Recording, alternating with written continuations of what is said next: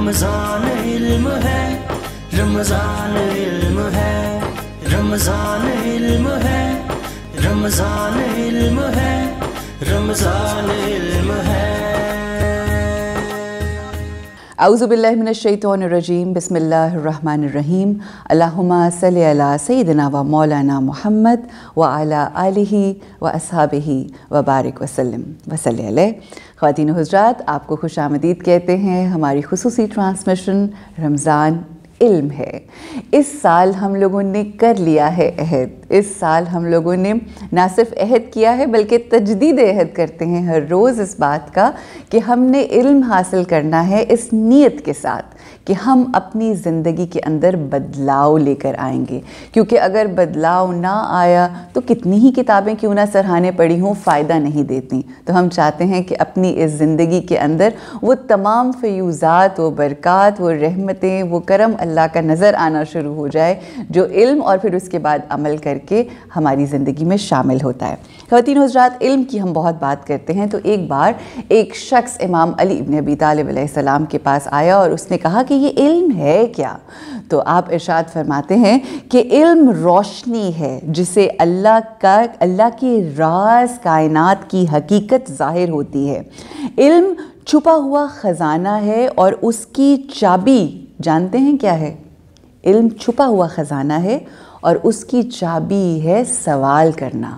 ہمارے ہاں اکثر سوال کیے جاتے ہیں تو روک دیا جاتا ہے، جبکہ سوال کرنا کہتے ہیں کہ آدھا علم ہے، یہ بھی امام کا ارشاد ہے۔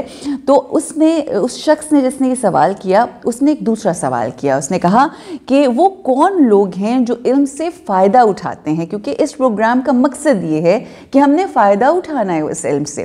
تو امام ارشاد فرماتے ہیں کہ 4 لوگ ایسے ہیں، 4 ایسے عقل مند لوگ ہیں جو اس علم سے فائدہ اٹھاتے ہیں اور علم حاصل کرنے کی راہ پر چلتے ہیں۔ تو وہ 4 لوگ کون ہیں؟ پہلا انسان وہ جو سوال کرتا ہے، دوسرا انسان وہ جو علم کے بارے میں بات کرنے والا ہے، یعنی صرف علم حاصل نہیں کرتا بلکہ اس کو ڈسکس کرتا ہے، اس حوالے سے بات کرتا ہے۔ پھر تیسرا وہ جو سوال تو کرتا ہے، بات بھی کرتا ہے، مگر اس کے بعد پھر پیشنس رکھتا ہے کہ جس سے سوال کیا جا رہا ہے اس کی بات کو سنا جائے اور سمجھا جائے، یعنی سننے والا۔ یہ 3 وہ لوگ ہیں جو فائدہ اٹھاتے ہیں۔ اور چوتھا انسان وہ ہے جو علماء کو دوست رکھتا ہے، یعنی علماء کی محفل میں نہ صرف بیٹھتا ہے، کہتے ہیں نا کہ جس محفل میں آپ بیٹھتے ہیں اسی محفل کا رنگ آپ پہ چڑھنا شروع ہو جاتا ہے۔ تو جب آپ علماء کو دوست رکھتے ہیں، ان کی محفل میں بیٹھتے ہیں اور جب آپ کے اوپر وہ علم کا رنگ چڑھتا ہے تو عمل خود بخود آ جاتا ہے۔ تو یہ فائدے ہوتے ہیں علم حاصل کرنے والے کو۔ اللہ سبحانہ و تعالیٰ سے وہ جانتا ہے وہ ذات ہماری نیتوں کو، اور آپ بھی دیکھ رہے ہیں کہ ہم یہاں بیٹھے ہیں، کیوں بیٹھے ہیں؟ علم حاصل کرنے کے لیے۔ اور یہاں پہ عالم آتے ہیں، ریلیجس اسکالرز آتے ہیں، دنیا کے لحاظ سے انسپریشنل سٹوریز آپ دیکھتے ہیں کہ لوگ آتے ہیں۔ تو یہاں پر مقصد یہ ہے کہ نہ صرف میں، ہماری پوری ٹیم، بلکہ تمام وہ لوگ جو دیکھ رہے ہیں کیمرے سکرینز کے ذریعے، اپنی سکرینز کے ذریعے اس پروگرام کو، وہ زیادہ سے زیادہ مستفید ہو کر اپنی زندگی کو بہتر کر سکیں۔ آئیے آغاز کرتے ہیں اپنے آج کے اس پروگرام کا۔ میں سب سے پہلے دعوت دوں گی ہمارے قاری صاحب کو کہ وہ تلاوت کلام پاک سے آغاز کیجیے اس پروگرام کا۔ رمضان علم ہے، رمضان علم ہے۔ اعوذ باللہ من الشیطان الرجیم، بسم اللہ الرحمن الرحیم۔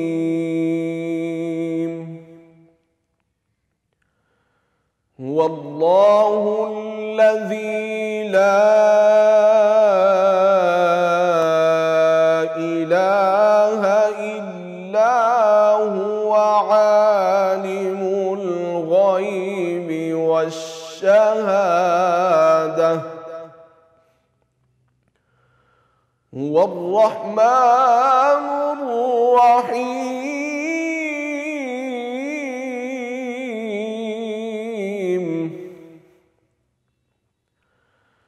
هو الله الذي لا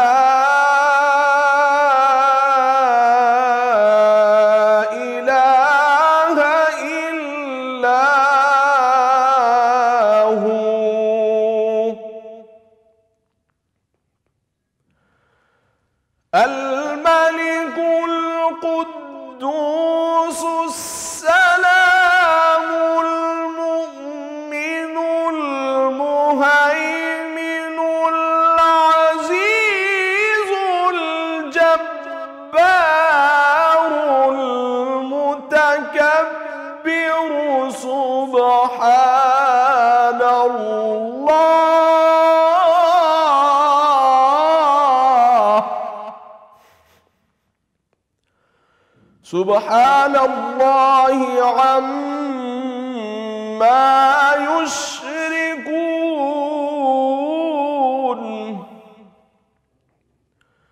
هو الله الخالق البارئ المصور له الأسماء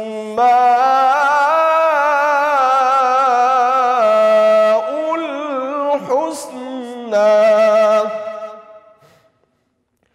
يسبح له ما في السماوات والأرض وهو العزيز الحكيم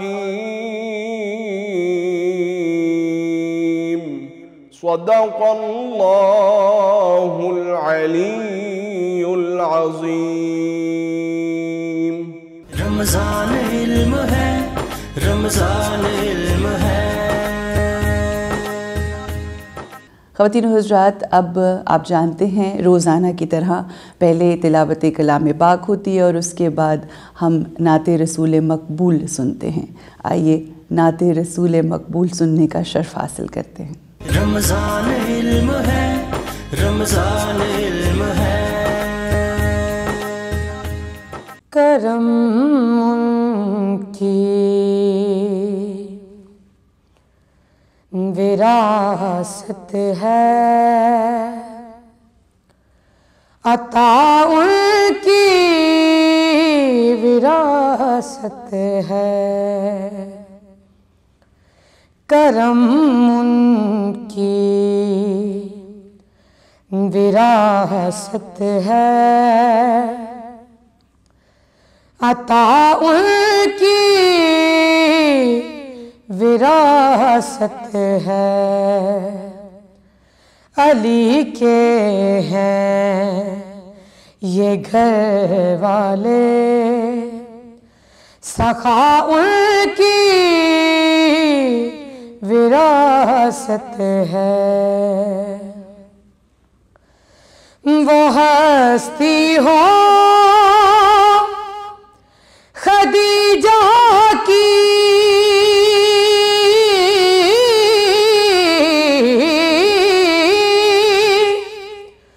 وہ زہرا ہو کہ زینب ہو،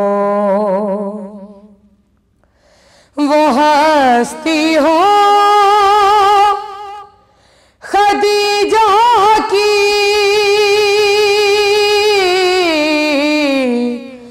وہ زہرا ہو کہ زینب ہو،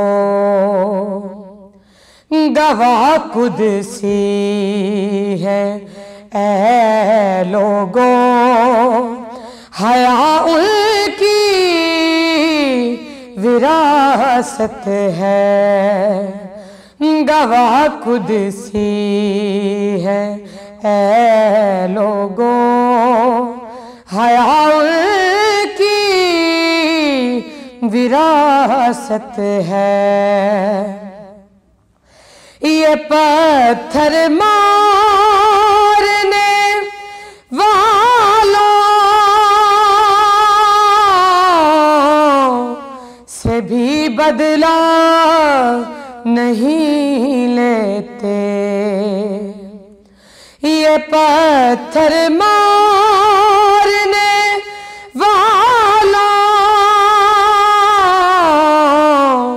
سے بھی بدلہ نہیں لیتے، کرم کی وراثت ہے، دعا ان کی وراثت ہے، علی کے ہیں یہ گھر والے، سخا ان کی وراثت ہے، اور چلو تم حوض کوثر پر،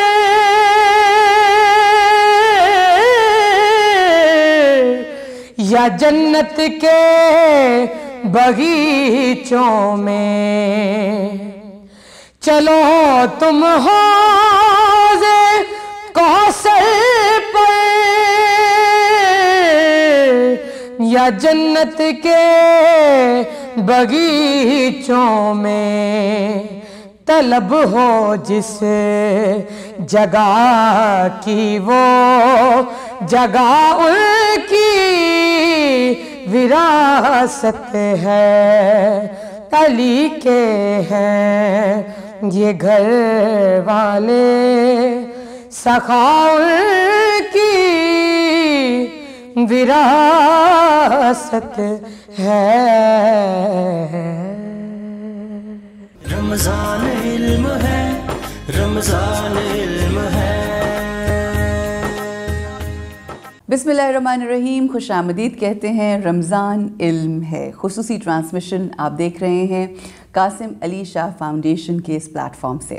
خواتین حضرات، پہلا ہمارا جو سیگمنٹ ہے آپ سب واقف ہیں کون ہوتا ہے ہمارے ساتھ، ہمارے اور آپ کے بہت ہی اپنے قاسم علی شاہ صاحب. السلام علیکم. وعلیکم السلام بہن، بہت شکریہ. کیسے ہیں آپ؟ ٹھیک ٹھاک؟ الحمدللہ رب العالمین. یہ بھی بڑا ایک احساس ہوتا ہے کہ آپ یہ احساس دنیا کو دلا دیں کہ دیکھیں میں ہوں اور میں آپ کا ہوں اور آپ کیا خوبصورت اور آپ کے لیے ہوں. سو یہ کہ کیا خوبصورت. ویسے یہ عنایت اللہ کی ہوتی ہے، ٹوٹلی اللہ دلوں میں ڈالتا ہے. یہ احساس لوگوں کو ہو جائے کہ آپ ان سے اس کو کانشیسلی اچیو نہیں کر سکتے. اگر اسے کو کہ میرے پاس فارمولا ہے دل جیتنے کا، نہیں غلط ہے. یہ اللہ مہربانی کرتا ہے، الحمدللہ اللہ کی طرف سے عنایت ہوتی ہے. تو اللہ ایسی عنایتیں جاری و ساری رکھیں. اچھا جی، آج جو ٹاپک ہمارا ہے نا وہ بہت ہی انٹرسٹنگ ہے. یہ ایک ایسا عمل ہے جو بچپن سے، یعنی ہم جب پیدا ہوتے ہیں تب سے لے کے جب تک چلے نہیں جاتے قبر، بچپن سے 55 اور پھر قبر تک کا جو سفر ہے اس میں لرننگ ایٹیٹیوڈ. اچھا کچھ لوگ ہوتے ہیں جو فیصلہ کر لیتے ہیں نہیں کرنا، سیکھنا نہیں، جو سانو پتہ ہے وہی عقلیں کھول لے. اور دوسرا ایک انسان ہوتا ہے جو ہر لمحہ لرن کرنا چاہتا ہے، چھوٹوں سے بڑوں سے پھولوں سے. یہ لرننگ ایٹیٹیوڈ کتنا ضروری ہے؟ ہاں بہت اعلیٰ.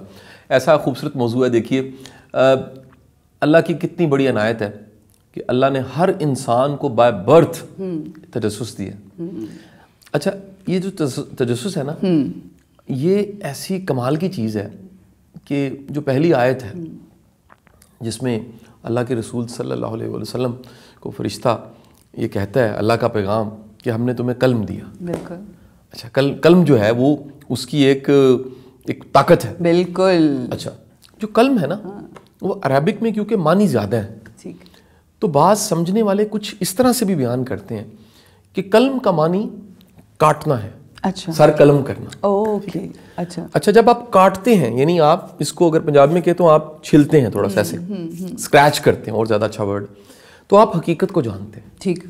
یہ جو قلم دیا یہ کہیں ایک لیئر اور بھی ہے. قلم یہ یا تجسس، اور ہم نے تمہیں تجسس دیا. تو وہ قلم لکھنے والا بھی ہے لیکن قلم تجسس بھی ہے. بالکل ٹھیک. وہ تجسس، ہاں کیوریوسٹی، وہ تجسس کا کمال یہ ہے، وہ جاننے کی حس کا کمال یہ ہے کہ وہ سب سے زیادہ بچے میں ہوتی ہے. اسی لیے آپ یاد کیجئے ہمیں بچپن کی عیدیں نہیں بھولتی، بچپن کے میلے نہیں بھولتے، بچپن کی مہندی ولیمہ شادیاں نہیں بھولتی، بچپن کی وہ شاپنگ جو ہم نے کی ہوتی نہیں بھولتی. بچپن کے چھوٹے چھوٹے واقعات ہمیں تادیر یاد رہتے ہیں اور بعد میں انہی چیزوں کا مزہ ختم ہو جاتا ہے. ایک بات یاد رکھیے گا، ہر اس چیز کا مزہ ختم ہو جاتا ہے جس کو آپ جان چکے ہوتے ہیں. یہ بڑی گہری بات ہے. جب بھی آپ جان جاتے ہیں نا مزہ ختم ہو جاتا ہے. صحیح. آپ لاہور کی ایسی کوئی جگہ جو آپ نے پہلے دیکھی ہو، آپ کو کوئی دوبارہ جانا ہے، آپ کہ نہیں میں نے دیکھی ہوئی ہے، لیکن ایک ایسی جگہ جو پہلے نہ دیکھی ہو تو آپ کو ہوتا ہے. چند دن پہلے آپ جانتے ہیں ایک بڑے اہم آفیسر فاؤنڈیشن بھی آئے ہوئے تھے، تو ان کو میں گورنمنٹ کالج لے گیا. تو جب میں نے ان سے پوچھا، وہ کہتے نہیں میں نے گورنمنٹ کالج پہلے نہیں دیکھا. اچھا. وہ تو شاید اسٹوڈنٹ لائف میں تھوڑا چکر لگا ہوگا. تو پھر جب انہیں بتایا گیا کہ یہاں پر علامہ اقبال کا کمرہ ہے، جس میں وہ جس ہاسٹل جس کمرے میں رہتے تھے، ان کی خواہش یہ تھی، انہوں نے کہا کہ میرے آج کی یہاں آنے کی قیمت اگر آپ ادا کرنا چاہتے ہیں تو مجھے وہ کمرہ دکھا دیجیے. اچھا. یعنی تجسس ایسی کمال کی چیز ہے کہ آپ گریڈ 21-22 پہ بھی بیٹھے ہو تب بھی آپ جاننا چاہتے ہیں. اچھا اب ہوتا کیا، اس تجسس کے رستے میں کئی رکاوٹیں، پہلے ان کو ڈسکس کر لیتے ہیں، پھر میں ڈسکس کروں گا کہ جاننا، پرکھنا، سمجھنا بہتر کیسے بنایا جا سکتا ہے، یعنی اس کو چینلائز، اس ابیلٹی کو کیسے کیا جا سکتا ہے، اس ٹیلنٹ کو کیسے چینلائز کیا جا سکتا ہے. اس کے رستے میں سب سے بڑی ہرڈل جو ایکسٹرنل ہے، کچھ ایکسٹرنل ہرڈلز ہیں، کچھ انٹرنل. ایکسٹرنل ہرڈل ہے جب ہم بچوں کے سوالوں کو ڈسکریج کرتے ہیں. ہو بڑی اہم بات ہے یہ. کلاس روم میں, گھر میں, اسکول میں. اب جب آپ ڈسکریج کرتے ہیں تو دراصل آپ ایک بہت بڑا ظلم کر دیتے ہیں, فل سٹاپ لگا دیتے ہیں. ہم کرتے کیوں ہیں ویسے ایسا؟ کیا اس کے پیچھے؟ ہمیں لگتا ہے کہ جب کوئی سوال پوچھ رہا ہے تو ہمیں آنسریبل کر رہا ہے, ہم کیوں آنسریبل ہوں. اور بہت سارے جواب ان کو نہیں پتا ہوتے, جس وجہ سے یہ شاید بھی وجہ ہے. ہاں, اور لا علمی ہماری ہوتی ہے. بالکل. پھر ہم یہ کہنے کی بجائے کہ ہمیں نہیں پتا, ہاں, ہم ڈانٹ دیتے ہیں. ایسا سوال نہیں کرتے بچے, ایسی باتیں تھوڑی کرتے ہیں. پھر سوال, اصل میں سوال کا سر قلم کر دیا جاتا ہے. ہوئے. اور میرا ماننا ہے کہ جس معاشرے میں سوال کا سر قلم ہو جاتا ہے, جس معاشرے میں بچوں کی کیوریوسٹی, تجسس ذبح کر دیا جاتا ہے, اس معاشرے کی لیبارٹریاں ویران ہوتی ہیں, وہاں پریکٹیکل کی کاپیاں بنی بنائی ملتی ہیں. بالکل. اس معاشرے میں نوٹس, اسائنمنٹس رکشے کے اشتہاروں کے پیچھے وہ لگے ہوتے ہیں کہ بنے بنائے لے لیں ہم سے. تو اس معاشرے میں پھر کوئی انوینشن نہیں ہوتی, اس میں صرف یہی بتایا جا رہا ہوتا ہے کہ یہ ٹیکنالوجی کو استعمال کرتے اگر آپ یہ آیت پڑھ لیں گے تو ثواب ہوگا. وہ ٹیکنالوجی بنانے کا فن نہیں بتایا جا رہا ہوتا, اور نہ وہ معاشرہ وہ ٹیکنالوجی بنا رہا ہوتا ہے. تو بڑا چیلنج یہ ہے کہ باہر کی دنیا سے ڈسکریج کرنا سوالوں کو, وہ ڈسکریجمنٹ کہیں نہ کہیں سوالوں کو چھین لیتی. نمبر 1. نمبر 2, دوسرا مسئلہ یہ ہوتا ہے وہ اندر کا مسئلہ ہے. انسان کی اپنی ایگو اتنی زیادہ ہوتی ہے وہ جاننا نہیں چاہتا. یہ بہت کامن ہے, اور پروفیشنلز میں تو بہت کامن ہے, افسروں میں بڑا کامن ہے. اچھا, میں تو اس افسر کے ہاتھ چومتا ہوں جو اپنے تجسس کو بچائے بیٹھا, جو ماننے کو تیار ہے کہ مجھے نہیں پتا. دیکھیں ایک بڑا خوبصورت جملہ ہے واسف صاحب کا کہ ہم معلوم کو علم سمجھتے ہیں, حالانکہ نامعلوم اور لا معلوم بھی علم ہے. یعنی وہ چیزیں بھی علم ہے جو آپ کے علم میں نہیں ہیں, جو علم میں نہیں. اس لیے واسف صاحب کا جملہ کہ اپنی لا علمی کے احساس کا نام علم ہے.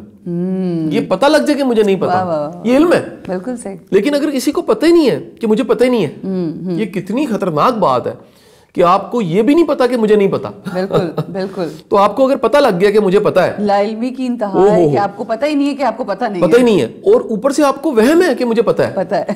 اتنی گو ہے آپ کی. کیا خیال ہے جی؟ تو پھر کیا ہوگا جب آپ کو یہ وہم ہے, آپ اس کو سمجھنے کے لیے تخیل میں سوچتے ہیں کہ یہ ایک بہت بڑا ہال ہے اور اس میں لائٹ نہیں ہے, ٹھیک, اور مکمل اندھیرا ہے, اور ایک رستہ ہے, ٹھیک, ایک دروازہ ہے جہاں سے نکلا جا سکتا ہے. صحیح. اور آپ کی ایگو اتنی زیادہ ہے کہ آپ یہ جاننے کو تیار نہیں ہے کہ رستہ کہاں پر ہے, دروازہ کہاں پر ہے. او گاڈ. اچھا, آپ کی ایگو اتنی زیادہ ہے کہ ایک ہاتھ پکڑ ہے اسی اندھیرے میں کوئی, اور وہ کہہ رہا ہے کہ میں تمہیں نکال لوں گا. آپ ہاتھ پکڑوانے کو تیار ہی نہیں ہے. ایک ٹارچ ہے جو کہہ رہی ہے کہ اگر مجھے فالو کرو تو میں باہر نکال دوں. آپ کہتے ہیں نہیں نہیں نہیں نہیں نہیں, آپ اس پہ بھی شک کرتے ہیں. بالکل ٹھیک. آپ کی ایگو اتنی زیادہ ہے, آپ کی انسیکیورٹیز اتنی زیادہ ہے, آپ اتنے ڈرے سہمے ہیں. آپ دیکھیے دنیا میں سب سے زیادہ خطرے میں ہوتا ہے جو اعتماد نہیں کر سکتا. بالکل صحیح. کیونکہ آپ کے لاکھ بار اعتماد ٹوٹیں پھر بھی آپ کو اعتماد ہی کر کے نکلنا ہے. اس اندھیر کوٹھی میں سے نکلنے کا رستہ اعتماد ہے. اعتماد ہے, بالکل. تو آپ اللہ نہ کرے ایگو آپ کی ایسی بن گئی ہے, نیگیٹو ایگو, کہ آپ کسی کو فالو کرنے کو تیار نہیں ہے. تو نتیجہ کیا ہوگا, پھر آپ کوشش تو کریں گے بالکل, لیکن آپ کا دیوار کو جا کے سر لگے گا, پھر آپ ٹوئیں گے. پنجابی کا ورڈ بڑا اچھا ہے, صحیح, ٹٹولنا, ٹونا. بالکل. آپ دھکے کھاتے ایک دم, کبھی پاؤں لڑکے گا, کبھی سر پھٹے گا, کبھی کونیے, اور بڑی ایفرٹ کے بعد نکلیں گے. اچھا اگلی بات, کہیں تو نکلیں گے نہیں, وہ کہیں گے ایسی ایتھی ٹھیک ہے, ہاں ادھر ہی ٹھیک ہے, نیرا ہی نہیں, نیرا بھی نہیں گا, کہاں چٹا ہے. کامن یہ مثالیں ہیں جو کہتے ہیں کہاں چٹا ہے. یہ تو بہت, I am sorry but this is height of stubbornness, ڈھٹائی کی انتہا. اب دیکھیں نا, یہ باتیں جو ساری کی ساری میں آپ کے ساتھ بہن کرتا ہوں. آج ماشاءاللہ دیکھیے رمضان کے کتنے روزے گزر گئے, اور ہر دفعہ ہم ایک موضوع لیتے ہیں. الحمدللہ. یہ کوئی کتابوں سے نکلی باتیں نہیں ہیں, یہ تجربات, مشاہدات اور زندگی کا علم ہے جو زندگی کے بازار سے دھکے کھا کے میں نے سیکھا ہے. ایسے یہ اسی لیے شیئر کر رہا ہوں. اچھا, اب اگر خوش قسمتی کی آپ کی, اچھا آپ دیکھیے کہ اس میں ٹھڈے کیوں لگ رہے ہوتے ہیں اس اندھیرے میں. ٹھڈے لگتے ہیں ایگو ٹوٹ جائے آپ کی. بالکل, آپ کی ایگو توڑنے کے لیے دھکے مل رہے ہوتے ہیں, اور بھی تو نکلنا چاہ رہے ہیں نا آخر. اس زندگی کے اندھیرے میں سے دروازے تک بڑی دنیا پہنچنا چاہ رہی ہے کہ کسی طرح نکل جائے مسئلے میں سے.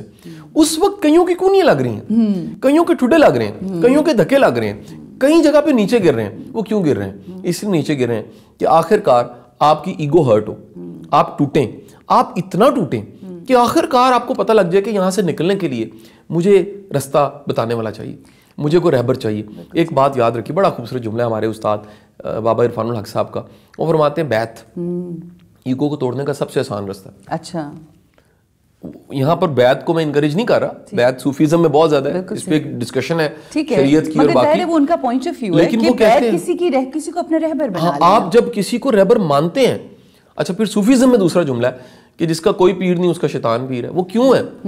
یا نفس پیر ہے. وہ کیوں ہے؟ جب آپ کا گائیڈ ہی کوئی نہیں ہے. بالکل صحیح. تو دراصل جس کو آپ فالو کر رہے ہیں وہ ممکن ہے شیطان ہو. بالکل صحیح. گائیڈ جس کا بھی ہوگا نا اس کی ایگو ہرٹ ہوگی. اچھا گائیڈ کا ایک کمال ہوتا ہے, اچھا گائیڈ جو بڑا منجا ہوا گائیڈ ہوتا ہے نا, جسے مرشد کہہ لیں, استاد کہہ لیں, ہم تو بڑے عاجز لوگ ہیں نا, ہم نے جن سے سیکھا وہ تو بڑے کہہ لیجیے پختہ لوگ تھے, وہ اسائنمنٹس دیتے ہیں جان کے ایسی جسے ایگو ہرٹ ہو. اچھا, میں نے برتن دھوئے ہوئے, صحیح, میں نے جھاڑو لگایا ہوا, صحیح, میں نے چائے بنائی ہوئی, میں نے وہ جوتیوں کو سیدھا کیا ہوا, بالکل ٹھیک, وہ جو خانقاہ کے باہر ان کا رخ, بالکل بالکل, آنے کا یہ جانے کا یہ, اپنے ہاتھوں سے. مجھے یاد ہے ایک استاد تھے, ان سے میں نے میڈیٹیشن سیکھی, لاہور کا ایک بڑا معروف ہوٹل, اس کا نام بدل چکا ہے, 2003 کی بات, 4 کی 3 کی. تو پہلے دن انہوں نے ایک عجیب کام کروایا. انہوں نے, میں نام بھی لے لیتا ہوں, چلے, اللہ تعالیٰ ان کو زندگی دے, پروفیسر معیز حسین. ٹھیک ہے. تو آپ نے شاید ٹی وی کبھی کیا ان کے ساتھ, تو کراچی سے ہیں. تو معیز صاحب نے کیا کیا کہ ہم 100 لوگ تھے کلاس میں, اور 100 کو ایک اتنا بڑا بورا سا منگوایا.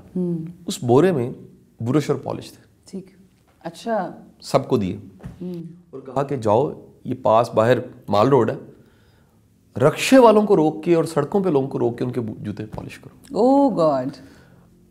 بہن بڑی دنیا نے ادھر انکار کر دیا. اچھا, لوگوں نے اپنے نہیں کیے ہوتے. صحیح, بالکل ایسے. اور پھر چلے ابو کے کرنے ہیں, پھر چلے بڑے بھائی کے کرنے ہیں, استاد کے کرنے ہیں. راہ جاتے رکشے والے کو روک کے پہلے تو اس کو کنونس کرنا ہے کہ میں نے آپ کے جوتے پالش کرنے. ہوئے. مطلب اس کو خدا ذرا مذہبی عمل نہ سمجھیے گا, ذرا اس کو آپ اس کو فلسفیکلی سمجھیے. بالکل. تو میں اور آکر کو توڑنے والی, میں نے کوئی تقریباً 9 لوگوں کے کیے پالش نا. تو واپس جب ہم آئے تو واپس آتے ہی معیز صاحب نے ایک بڑی مزے کی بات کی. انہوں نے کہا میں تم لوگوں کا موازنہ نہیں کر رہا, میں نہیں پوچھنا چاہتا تم نے 2 کیے ہیں, اس نے اتنے کیے, ہم بس ہر ایک کو اپنے پتا دیں یا کسی نے بتا دیا ہوگا. تو انہوں نے ایک بات بڑی خوبصورت کی. انہوں نے کہا جس نے جتنے زیادہ پالش کیے نا وہ زندگی میں ترقی اتنی زیادہ کرے. ہوئے زبردست. ہم سب نے کہا کہ پروفیسر صاحب یہ جوتے پالش کرنے کا اس کے ساتھ کیا تعلق ہے؟ بالکل ٹھیک ہے. انہوں نے کہا اس نے اپنی ایگو کو اتنا مسئلہ ہے کہ اس کے نصیب میں صرف بام عروج ہے. واہ, اتنا نیچے گرا لیا ہے کہ اب آپ جانتے ہیں کہ میں عروج کیوں نہیں کہتا, کیونکہ عروج صرف شراز بھائی کی ہے. تو میں نے بام عروج کر دیا. جیسے ہی میں عروج کہنے لگتا ہوں تو میرے ذہن میں شراز بھائی آ جاتے ہیں. میں پھر فوراً کہتا ہوں کہ نہیں, اس کے نصیب میں صرف اور صرف ان کا دیکھیں نا جی, وہ ہمارے بھائی ہیں اور آپ بہن ہیں, تو یہ کتنا احترام کا تعلق ہے. اور اللہ تعالیٰ آپ کی جوڑی کو سلامت رکھے, ہمیشہ ہنستا کھیلتا رکھے, اور جس طرح آپ کا پیار ہے وہ بڑھتا رہے ہمیشہ. تو کہہ لیجئے کہ یہ اب پتہ نہیں اس دن کوئی 8 تھا, کوئی 7 تھا, میں 9 تھا, اور میں نے بہن آزما کے دیکھا کہ مجھے زندگی میں چھوٹا کام کرتے مجھے کبھی شرم نہیں آئی. میری پوری ٹیم کو پتا ہے. ویسے آپ کو ایک بات بتاؤں, 9 نمبر جو ہے, پتہ نہیں عدد کے اوپر آپ کا ہے, 9 نمبر آپ کی جدہ جناب بی بی فاطمہ الزہرا سلام اللہ علیہا کا ہے. تو اگر آپ اس حد تک چلے جائیں تو پھر اللہ آپ کو عروج ہی عروج عطا فرماتا ہے. بالکل بام عروج عطا فرماتا ہے.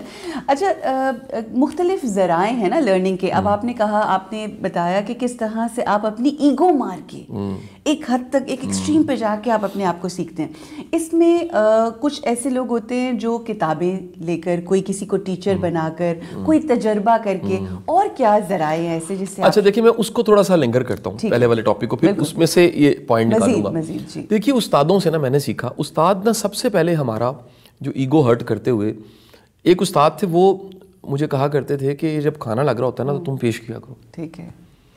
اب آپ جانتے ہیں کل کی جو افطار تھی, چند دن پہلے کی افطار, اس میں ایک بڑے اہم آفیسر تھے, ان کے ساتھ ان کی ٹیم بھی تھی. مجھے بالکل کبھی شرم محسوس نہیں ہوئی کہ اٹھ کے رائتا سب کی پلیٹوں میں ڈالنا, اٹھ کے کباب سرونگ کرنا, اٹھ کے روٹی گرم, پھر اٹھ کے اچانک کسی کی روٹی جو آدھی ٹھنڈی ہوگی ہوئی ہے اس کو اٹھا کے ادھر گرم رکھ دینا. جس بندے کو یہ چھوٹے چھوٹے مینرز نہیں آتے, ایک بات یاد رکھنا, کھانا سب نو آندا ہے, کھلانا کسی کسی کو. بہت اچھی بات ہے.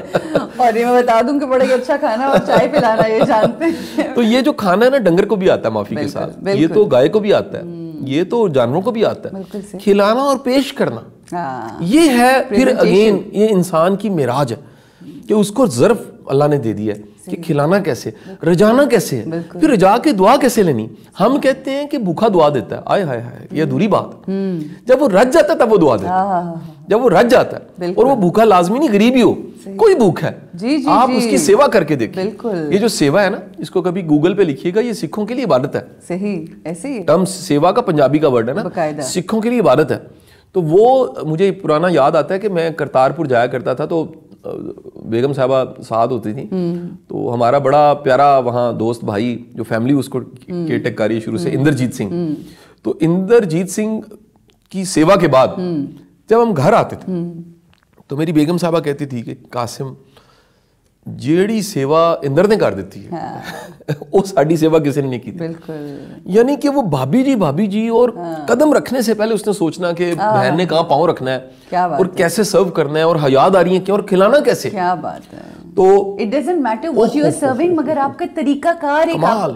اچھا اس میں کوئی بکرا گوشت نہیں کیونکہ ویجیٹیرینز سارے ہوتے ہیں سکھ. تو وہ کہہ لیجئے کہ اس میں سیوا کا انداز سیوا جو ہے نا وہ کمال کی چیز. مجھے شاہ صاحب آپ کی باتوں سے ایک بات یاد آ گئی. میرے والد آیا کرتے تھے نا, تو میری والدہ نے کبھی کہنا کہ اچھا آپ کیا, کوئی لوگ آئیں گے نا مہمان, آپ کیا کھائیں گے, کیا کہتے پوچھنا نہیں ہوتا.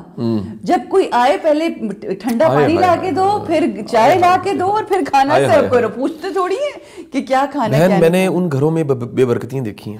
میں نے ان گھروں میں سب کچھ, گاڑی بنگلہ, باہر کتے بندے ہوئے, گارڈ کھڑے ہیں, سب کچھ ہے, صرف مہمان نوازی نہیں ہے. اور اس گھر میں بے برکتی دیکھی ہے. میں نے چھوٹی چھوٹی کٹیا, 1.5 مرلے 2 مرلے کے گھر, جس میں سمجھ نہیں آ رہی کہ کیا کریں. 3 ڈبوں میں سے وہ چھوارے نکال کے لے آئے ہیں, وہ جا کے خطائیاں نکال رہے ہیں, وہ لسیلے قسم کے رس کیک رس لے آئے ہیں, وہ جا کے کوئی ٹھنڈی ماٹھی سی چائے لے آئے ہیں, وہ ٹوٹی پرچ میں آپ کو پیش کرنے لگ پڑے. ان کو سمجھ نہیں آ رہی صاحب جی آ گئے, مگر چہرے کے اوپر برکتیں دیکھی ایسے گھروں میں, ایسے گھروں میں برکتیں دیکھی. تو علم کا ایک ذریعہ کمپنی ہے, جہاں سے میں نے شروع کیا, استاد کمپنی. ایک بات یاد رکھی, جس کے ساتھ آپ رہتے ہیں اس کی عادتیں آپ میں چلی جاتی ہیں. بالکل. عادتیں امپورٹ کرنے کا سب سے بہترین طریقہ اسپینڈ ٹائم. اور اگلی بات بتا دوں, اگر اسے آپ کو محبت ہو نا, اپنے استاد سے آپ کو لو ہے, پھر یہ علم کی سپیڈ تیز ہو جاتی ہے. بالکل. جیسے چوک ہوتی ہے نا, پائپ لائن میں چوک ہو جاتی ہے. بالکل. پائپ لائن تو ہے لیکن چوک ہے. بالکل. وہ چوک ہوتی ہے ڈاؤٹ سے, شک سے, نفرت سے, سیلف کانفیڈنس کی کمی سے, کئی چیزوں سے. اگر آپ کا ایک فلو میں لو ہے, وہ ایک ایسا لو ہے جو آپ ایکسپلین نہیں کر سکتے. بالکل ٹھیک. کیا سمجھیے آپ, یہ نہیں اس کو رول ماڈل سمجھنے لگ پڑے. آپ کے اندر وہ کریکٹر کہیں چلا گیا, وہ آپ کو پتہ نہیں لگا کہ کب ایسا ہوا ہے کہ آپ اس کی آنکھ سے دیکھنے لگ پڑے ہیں, آپ اس کے کان سے آپ کا انداز نظر بدل گیا. اور جو سب سے بڑا استاد ہوتا ہے نا, کمال کا استاد یا مرشد, یہ علم کا ذریعہ, وہ یہ عمل اتنا تیزی کے ساتھ کرتا ہے, یعنی خبر ہی نہیں ہوتی کہ کب ایسا ہوا ہے. میری ذاتی زندگی میں اپنے 2 استادوں کا تذکرہ ضرور کروں گا جو اللہ تعالیٰ ان کو زندگی دے حیات ہیں, سرفراز شاہ صاحب اور جسٹس انوار الحق صاحب. تو میرا دونوں کے ساتھ ایک ایسا گہرا تعلق ہے کہ میں ان کی نفاست, ان کی بردباری, ان کا تدبر, ان کا کہیں لے کر چلنا معاملے کو, ان کا قربانی دینا سکھانا, ان کی اسٹریٹجی بنانا, ان کا مجھے اکوموڈیٹ کرنا, ان کا میری خوشیوں میں خوش ہونا, ان کا میری کامیابیوں پہ ہمیں دعوے سے کہنا میرا پتر ہے, میرا پتر کامیاب ہو, فخر کرنا. تو یہ مثال لیجئے کہ چند دن پہلے کوئی اسائنمنٹس تھیں, تو کچھ چیزیں میں نے ڈیسائیڈ کیں. تو جسٹس صاحب میرے بورڈ کے بھی ممبر ہیں, تو میں اپنے انٹرنل معاملات اور اسٹریٹجیز بھی ان سے شیئر کرتا ہوں. اتنا خوبصورت میسج انہوں نے مجھے کیا کہ اللہ تجھے نئی منزلیں مبارک کرے. انہیں پتہ لگ گیا کہ یہ ایک نئے ٹریک پہ جانے لگا. اب یہ جو ایک محبت کے ساتھ دعا دینا ہے. پھر جسٹس صاحب کا تو بڑا ہی خوبصورت جملہ, وہ کہتے ہیں کہ ہر وہ شخص جس کو آپ دیکھتے ہیں وہ کر رہا ہے جو آپ کو کرنا تھا, لیکن وہ کر رہا ہے, وہ آپ کی ایکسٹینشن ہے. واو. تو وہ آپ کو اپنی ایکسٹینشن سمجھتے ہیں. وہ جب چیف جسٹس تھے لاہور ہائی کورٹ کے, تو وہ آیا کرتے تھے. جب فاؤنڈیشن ایک دفعہ آئے تو انہوں نے نم آنکھوں کے ساتھ مجھے گل لگا کے کہا کہ یار مجھے اب تو مرنے کا بھی مزہ آئے گا. کیوں؟ مجھے اپنی ایکسٹینشن مل گئی ہے. مجھے پتہ لگ گیا کہ میں چیف جسٹس ہو کے ریٹائر ہو جاؤں گا, لیکن ایکسٹینشن ہو جائے گی. ایک بندہ ہے دنیا میں ایسا جو وہ کر رہا ہے جو میں کرنا چاہتا تھا. یہ جو ایکسٹینشن ہے, یہ آپ کسی استاد سے, کسی مرشد کے پاس اس فلسفے کو بیٹھ کے سمجھ سکتے ہیں. علم کا بہت بڑا ذریعہ مشاہدہ ہے, آبزرویشن. آپ کی جو کین آبزرویشن ہے, جیسے مثال لیجئے کہ اس پروگرام کے شروع ہونے سے پہلے آپ ہماری بڑی ایک وہ لاڈلی جو ایک محترمہ ٹیم ممبر ہیں، آپ ان کو کمنٹ کر رہی تھی، کچھ گائیڈ کر رہی تھی، تو وہ میں آپ کی آبزرویشن کو داد دیتا ہوں کہ کتنی کین آبزرویشن آپ کی تھی کہ آپ نے بالکل ایکوریٹ وہ بات کہی جو وہ شاید سننا بھی چاہ رہی ہوں اور میں بھی کہنا چاہ رہا ہوتا ہوں. تو یہ جو آبزرویشن ہے یہ علم کا بہت بڑا ذریعہ. پوری کائنات کتاب ہے، بالکل آپ پڑھنا جانیں، ڈیکوڈ کرنا چاہیں، ہر چیز آپ کے سامنے وہ آشکار ہونے لگ پڑتی ہے. علم کا بہت بڑا ذریعہ غور و خوض کرنا ہے، اپنے ساتھ ٹائم گزارنا ہے. علم کا بہت بڑا ذریعہ کتابیں ہیں. علم کا بہت بڑا ذریعہ آج کل ایک نئی دنیا آ گئی. میں واک کرتا ہوں پارک میں، تو میرا بیٹا ایک دن مجھے کہنے لگا پاپا یہ سب نے دیکھیں لگائی ہوئی ہیں، تو گانے سن رہے ہوں گے. میں کہا میں گارنٹی سے کہتا ہوں بڑی دنیا اب کان پہ ٹوٹیاں لگائی ہوئی ہیں، وہ پوڈ کاسٹ سنتے ہیں. بالکل صحیح. پوڈ کاسٹ ایک بہت بڑا ذریعہ ہے بالکل صحیح، جس سے آپ لرن کرتے ہیں، سیکھتے ہیں. بالکل بالکل بالکل. اچھا، تجربہ بھی بڑی ایک اہم چیز ہے. کئی دفعہ لوگ یہ کہتے ہیں کہ ہم کتابیں پڑھ کے لوگوں کے تجربے سے سیکھ لیں، لیکن جو تھپیڑے یا جو آپ کو ایکسپیرینسز ملتے ہیں خود سے کسی چیز میں کود کے، خود سے تجربہ کرنے کے، چاہے وہ آپ کے استاد نے آپ کو بتایا اور آپ نے پالش کی، یہ تجربہ کتنا ضروری ہوتا ہے جو آپ خود سے کر کے اپنی چیزوں کو سیکھتے ہیں؟ دیکھیں اصل میں تو سیکھنا ہے ہی وہ جو آپ کا اپنا ہے، لیکن کیونکہ علم جو ہے وہ مستعار بھی مل جاتا ہے، کسی کے تجربے سے بھی مل جاتا ہے. کسی کا 70 سال کا تجربہ آپ کو 2 منٹ مل جاتا ہے. بالکل. کتاب دیکھیے نا، آپ مثال لیجئے کسی کا 70 سال کا تجربہ ہے اور آپ کی عقیدت ہے اس سے، اور آپ اس سے پوچھتے ہیں کہ اس سچویشن میں مجھے کیا کرنا ہے، وہ کہتا ہے صبر کرو. اچھا، آپ کہتے ہیں نہیں میں بے صبر ہوں، میرے سے رہا نہیں جا رہا، میں تو ایک سیکنڈ نہ لگے میں سب کچھ کر جاؤں. وہ کہتے ہیں نہیں صبر کرو. یہ جو صبر ہے تو میں گہرائی پیدا کرے گا. اس کا تجربہ ہے، اس کا 70 سال کا تجربہ. اگر ہم اس کو فالو کر رہے ہیں نا ریلی، پھر ہم کوشچن نہیں کریں گے. یہ بڑی امپورٹنٹ چیز ہے. اچھا، آپ کو کہتے ہیں کہ یہ جو شعور ہوتا ہے یا جو لرننگ کا پروسیس ہوتا ہے، یہ بالکل ایسی جیسے جوانی آتی ہے آپ کے اوپر، بالکل آپ کو محسوس ہوتا ہے جس طرح سے وہ آپ محسوس نہیں کر سکتے، بٹ لرننگ کا اور جو شعور کی بیداری ہے وہ ایک دم سے سامنے آتی ہے. آپ کو اپنی زندگی میں کب اس بات کا احساس ہوا کہ میری زندگی کا مقصد اپنے سے بڑھ کر دنیا کے لیے مجھے بہت کچھ کرنا ہے؟ ابھی بھی طفل مکتب ہے اور ابھی بھی کچھ نہیں کیا، ابھی بھی خواب خیال لے کر چل رہے ہیں کچھ کرنا چاہیے. تو یہ ایک میرا خیال ہے ایک گریجول ایک ارتقاء کا عمل ہے جو چلتے چلتے ایک فارم ہو گیا ہے. انسان جو ایک سا نہیں رہتا وہی اصل میں انسان ہے. یہ بڑی اہم چیز ہے. یعنی ایک پرانا ہمارا دوست مجھے ملا، بڑا پیار کرنے والا. اس نے کہا پاجن تسی تو بالکل ہی چینج ہو گئے ہو.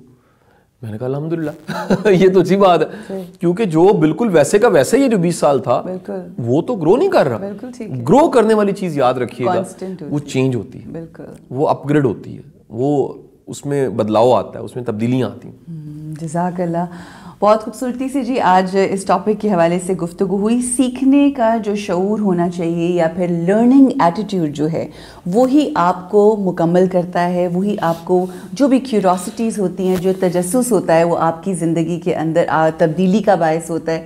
اور جتنا آپ علم حاصل کرتے جائیں اتنا آپ کو احساس ہوتا ہے کہ میں کس قدر لا علم ہوں. اور جب اس طرح سے علم کی منزلوں کو آپ لے کر آگے بڑھیں گے، لرننگ ایٹیٹیوڈ کے ساتھ آگے اپنی زندگی لے کر بڑھیں گے، تو آپ دیکھیں گے کہ کس قدر آپ خوبصورت اور فائدہ مند زندگی ثابت ہوگی آپ کے اپنے لیے بھی اور لوگوں کے لیے بھی. رکتے ہیں آپ ایک چھوٹے سے وقفے کے لیے، واپس آئیں گے اور گفتگو کو آگے بڑھائیں گے. السلام علیکم ورحمۃ اللہ. رمضان علم ہے، رمضان علم ہے.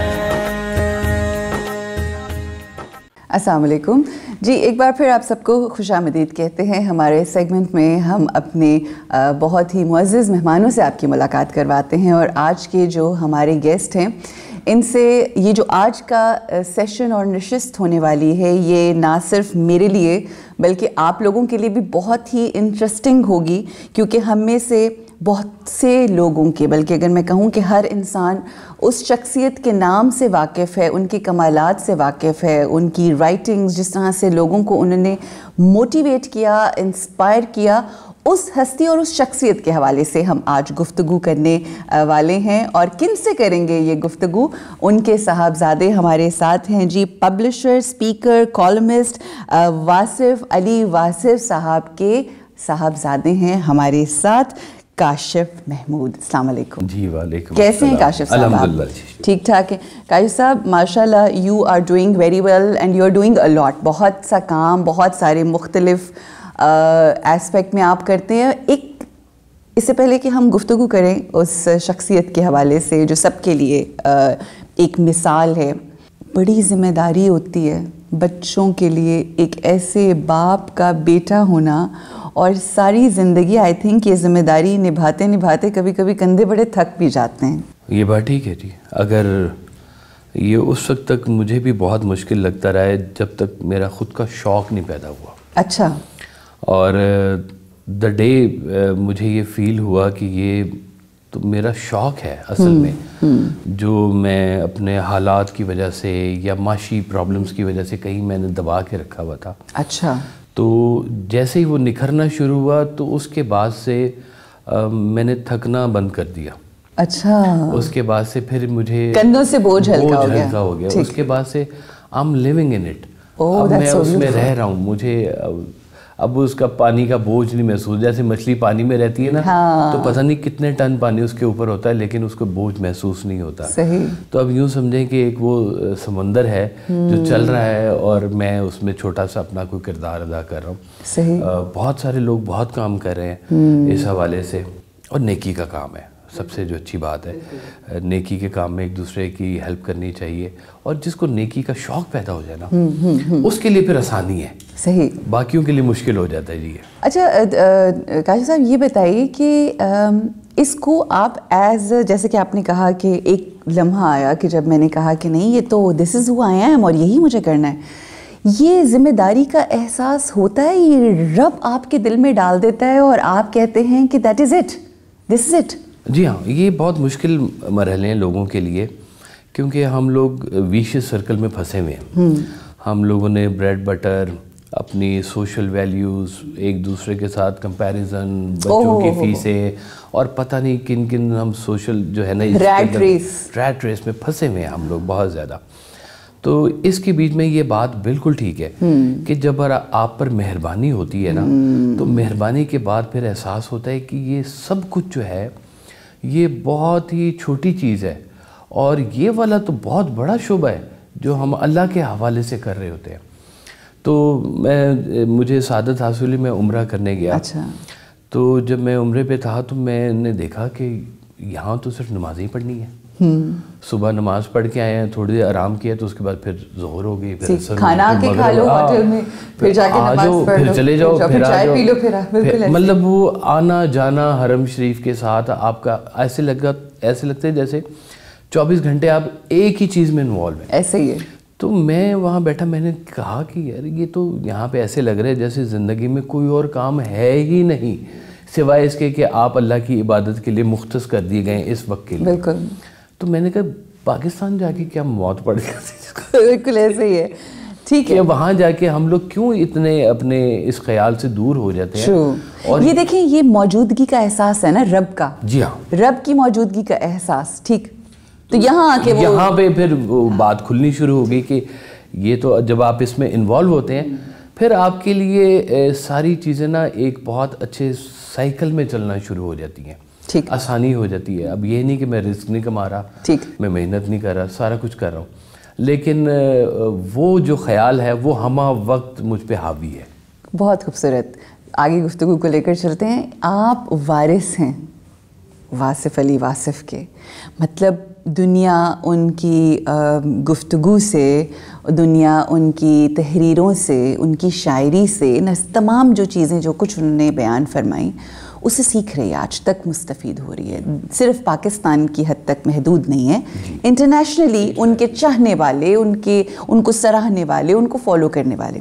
آپ ہیں وارث, اور آپ اس معاملے کو, اور جب جو وارث ہوتا ہے نا اس کے اوپر, جیسا کہ پہلے ذمہ داری والی بات کی, اس کے اوپر بہت زیادہ جس طرح محبت کسی سے آپ کرتے ہیں تو تقاضے ہوتے ہیں محبت کے, تو جو وارث ہوتا ہے اس کو بھی اپنی کرنی ہوتی ہیں چیزیں. آپ اس سلسلے میں واصف علی واصف صاحب کے اس پیغام کو اور جو وراثت آپ کو ملی ہے اس کو لے کے کیسے آگے بڑھ رہے ہیں؟ الحمدللہ جی, یہ میں سمجھتا ہوں کہ واجد صاحب کے وہ تمام وارث ہیں جو آپ کی باتوں کو اپنی زندگی میں شامل کر رہے ہیں. بالکل صحیح. وہ تمام بیٹے ہیں, وہ تمام بیٹیاں ہیں. واجد صاحب کے لاکھوں بیٹے ہیں, لاکھوں بیٹیاں ہیں, بالکل ایسے جو ان کی تعلیم سے مستفید ہو رہے ہیں اور اپنی زندگی کو آسان بنا رہے ہیں. بالکل بالکل. اب جو معاملہ ہے کہ یہ سارا کچھ کرنا ہے اور یہ سارا کچھ ہو رہا ہے, یہ اس وقت بھی ہوگا جب ہم نہیں ہوں گے. ہاں جی بالکل بالکل. اور اس وقت بھی کوئی کر رہا ہوگا. ایسا ہی ہے. اور ابھی بھی سب کچھ میں نہیں کر رہا. میں یوں سمجھ لیں ایک پیوٹ ہوں جس کے ارد گرد جو ہے سارے واصفین جو ہے نا وہ کنیکٹڈ ہیں. ایک سمجھ لیں چھوٹا سا. اچھا بڑا خوبصورت ہے واصفین. واصفین جی بہت خوبصورت ہے. ہاں ٹھیک ہو گیا. یہ سارے واصفین جو مطلب اپنی اپنی جگہ پر بیٹھے ہیں, چھوٹی چھوٹی انہوں نے اپنے حلقے بنائے ہوئے ہیں, ٹھیک ہے, چھوٹی سی سنگتیں بنائی ہوئی ہیں. کوئی لاہور ہے, کوئی اسلام آباد ہے, کوئی سرگودا ہے, کوئی گجرانوالا ہے, کوئی یو کے ہے, کوئی پیرس بیٹھا ہوا ہے. تو وہ اپنی اپنی جگہ پر ایک سرکل بنا کے اس چیز کو چونکہ خود اس سے مستفید ہوئے وہ کر رہے ہیں کام. تو اب اس حوالے سے پھر وہ مجھ سے کوئی نہ کوئی تعلق میں بھی آ جاتے ہیں کہ جی ہمیں کوئی واجد صاحب کی اچھی سی آڈیو بھیج دیں یا کوئی بات کر لیں. اور نئی کتاب آتی ہے تو نئی کتاب میں پیش کرتا ہوں سب کو, ہر جگہ پہ جاتی ہے. ابھی کام کرنا تو ہے سارا واجد صاحب کے اوپر, ابھی بہت سارا کام ہے جو ہونے والا ہے. اٹس بن 30 ایئرس, 30 سال. ابھی یہ 24 اپنا کیا کہتے ہیں عرس مبارک ابھی گزرا جی. تو یہ 30واں عرس مبارک تھا, یعنی کہ 30 سال ہو گئے. 30 سال گزر گئے. 30 سال میں ہم لوگ ابھی کام مکمل نہیں کر سکے. یہ تو کنٹینیوس ہے نا, اٹس آن گوئنگ پروسیس. جی ہاں. اچھا یہ میں جاننا چاہوں گی کہ دیکھیں ایک علم کا فوارہ ہوتا ہے, علم کا آپ کی مشعل ہوتی ہے, ٹھیک ہے جی, اور مشعل کی روشنی ہوتی ہے, وہ دور سے دکھائی دیتی ہے. لائٹ ہاؤس جیسے ہوتا ہے. لائٹ ہاؤس وہ دور سے دکھائی دیتی ہے. اچھا دور سے بھی لوگ اس سے مستفید ہوتے ہیں جی, ٹھیک ہے, جو رات میں سفر کرتے ہیں. مگر وہ روشنی, وہ مشعل اگر کسی کے گھر میں ہو تو کیا اس کی مطلب آپ سوچیں تاثیر ہوگی. میں اس کو اس طرح سے تشبیہ دے رہی ہوں کہ آپ نے ان کے علم کی روشنی سے بالکل قربت میں اس کو کیا ہے. جی اللہ کا شکر ہے جی. بحیثیت فرزند کیا سیکھا آپ نے ان سے؟ نارملی تو ایسے ہوتا ہے کہ جہاں پہ مشعل ہوتی ہے اس کے نیچے اندھیرا ہوتا ہے. I hope that's not the case, I'm sure. الحمدللہ کہ اس چراغ سے ہم نے بھی تھوڑی روشنی حاصل کی الحمدللہ. اور یہ کوئی بہت مشکل نہیں تھا کیونکہ واجد صاحب نے ہمیں جو طریقہ اپنایا ہے نا وہ یہ کہ ہمیں پہلے ہی دن انہوں نے سارا بوجھ نہیں ڈال دیا. ہمیں بہت سادہ طریقے سے بچوں کی طرح جیسے لے کے چلتے ہیں نا, آپ بچے کو بچے والی بات سمجھائیں, جی بالکل, بڑوں کو بڑوں والی بات سمجھائیں. جیسے جیسے شعوری سطح بڑھتی جاتی ہے وہ بات بھی بڑی ہوتی جاتی ہے. اچھا بات ہوتی وہی ہے مگر اس کا انداز اور وسعت ڈیفرنٹ ہو جاتی ہے. بالکل. میں اب جیسے ایک چھوٹا سا واقعہ آپ کو سناؤں. ایک دن مجھے آپ نے فرمایا, مجھے یہ ہوتا تھا کہ جب آپ محفل پہ جاتے تھے مجھے موقع مل جاتا تو میں کھیلنے چلا جاتا تھا. اچھا ٹھیک ہے. ٹھیک. تو ایک دن مجھے آپ نے کہا کہ دیکھو بیٹا میرے بعد گھر میں ایسے رہنا جیسے میری موجودگی میں رہتے ہو. اوہ کیا خوبصورت بات ہے. یہ وہ بات ہے, رک کے میں کہنا چاہوں گی, موجودگی کا احساس. ہاں یہ رب کی موجودگی کا احساس ہو یا آپ کے, اللہ تو ولی ہے نا, تو باپ آپ کے ولی مطلب آپ کے والد جی, اس کی بھی موجودگی کا احساس. کتنی خوبصورت بات ہے جی. اب یہ دیکھیں کہ یہ اس وقت کے بچے کے لیے یہ بات اتنی تھی کہ جیسے اپنے والد کی موجودگی میں آپ رہتے ہیں ویسے ان کی غیر موجودگی میں بھی رہیں. تو یہ جیسے جیسے وقت گزرتا گیا نا تو یہ وہی والی آپ کی بات کہ یہ اس کی پھر نا وہ وسعت ہوتی گئی اس فکرے کی کہ آپ جب کبھی ایسے بھی ہوں تو آپ کو یہ محسوس ہوتا ہے کہ دیکھ رہا ہے اللہ بھی مجھے دیکھ رہا ہے. اور کل کو میں نے اپنے جو میرے بزرگ ہیں ان کو جا کے جواب دینا ہے, کیا کہوں گا میں یہاں پر. تو یہ چیزیں آپ کو بہت محتاط کر دیتی ہیں, آپ کو کئی چیزوں سے بچا لیتی ہیں. جیسے بس آپ کا ایک فکرہ ہے کہ استاد کا چہرہ امتحان کے دوران اگر یاد آ جائے تو بھولا ہوا سوال بھی یاد آ جاتا ہے. بالکل ٹھیک. تو یہ وہ بات ہوتی ہے کہ جب آپ کے سامنے وہ چہرہ آ جائے کہ جس کے سامنے آپ مؤدب ہو کے بیٹھتے ہیں تو پھر وہ خیال جو غلط آ رہا ہوتا ہے وہ بھی پھر وہاں سے بھاگ جاتا ہے. کاشف ایسا ہوتا ہے کبھی ویسے کاشف صاحب کہ آپ ظاہر ایک انسان ہے نا, خطا کا پتلا ہے, ہم سب غلطیاں کرتے ہیں, توبہ کرتے ہیں, پھر غلطیاں. جی بالکل. کبھی ایسا محسوس ہوا ہے ان کی فزیکلی غیر موجودگی میں ان کے ایک تو وہ کہہ گئے نا, جی ہاں کہہ گئے, مگر ان کی موجودگی کا احساس کہ آپ کسی رستے پہ چلیں اور چلتے چلتے آپ کو یاد آ گئے, ان کا چہرہ ذہن میں آ گیا اور آپ رک گئے, کبھی ہوا ایسا؟ ہاں بالکل بجائے جی, الحمدللہ جی, غلطیاں کرتے ہیں, بالکل کرتے ہیں. سرکار ایسا فرماتے تھے کہ دیکھیں اللہ کی کتنی بڑی مہربانی ہے کہ آپ کا اگر نیکی کا خیال آ جائے تو نیکی شروع ہوگی, اور بدی کا خیال آ جائے تو بدی شروع نہیں ہوئی جب تک وہ عمل میں نہ آ جائے. اس لیے کہ جب تک وہ خیال کے اندر موجود ہے آپ کو کسی کا خیال بچا جاتا ہے. صحیح, اوہ بڑی خوبصورت بات ہے. اگر آپ کے خیال میں ہے تو وہ کسی کا خیال کسی اور کا خیال آپ کو روک دے گا, وہ قدم اٹھانے سے روک دے گا آپ کو. بالکل. اور یہ میں بارہا محسوس کرتا ہوں. صحیح, الحمدللہ چلتا ہے جی معاملہ. چلیں, یہ خوش نصیبی ہے, اللہ اس کو قائم اور دائم رکھے, اور یہ میں سمجھتی ہوں یہ بھی ایک عنایت ہے, ایک عطا ہے, ایک رحمت ہے اس اللہ کی, اور ایسے والد کا ہونا یہ بھی ایک کرم نوازی ہے.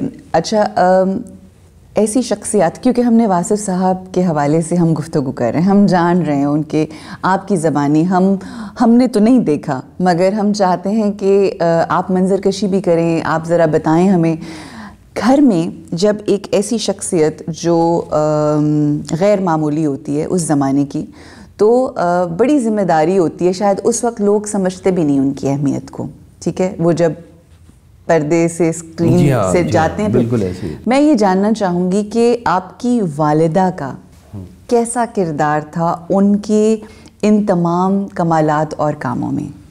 بہت بڑا کردار جی آپ کا. سرکار والد صاحب کی نا ایک بڑی خوبصورتی تھی کہ آپ نے اپنی زندگی کو بہت سادہ رکھا ہوا تھا.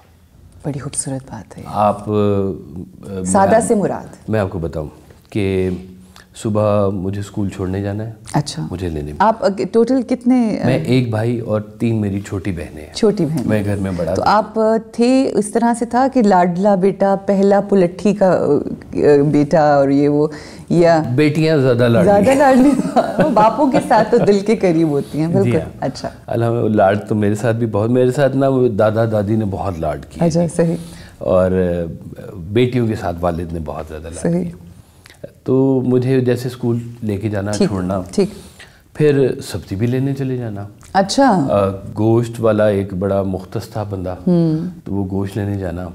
وہ ہمارے ایک منان صاحب تھے, آپ نے ان کو پیسے دیے کہ جاؤ گوشت لے کے آؤ. ٹھیک. تو وہ پیسے لیے اور جانے لگے, تو آپ نے کہا کہ تمہیں پتہ ہے کہ اچھا گوشت کیسے ملتا ہے؟ تو وہ کھڑے ہو گئے. تو آپ نے کہا اچھا گوشت تجربے سے اور نصیب سے ملتا ہے. بہت اچھا.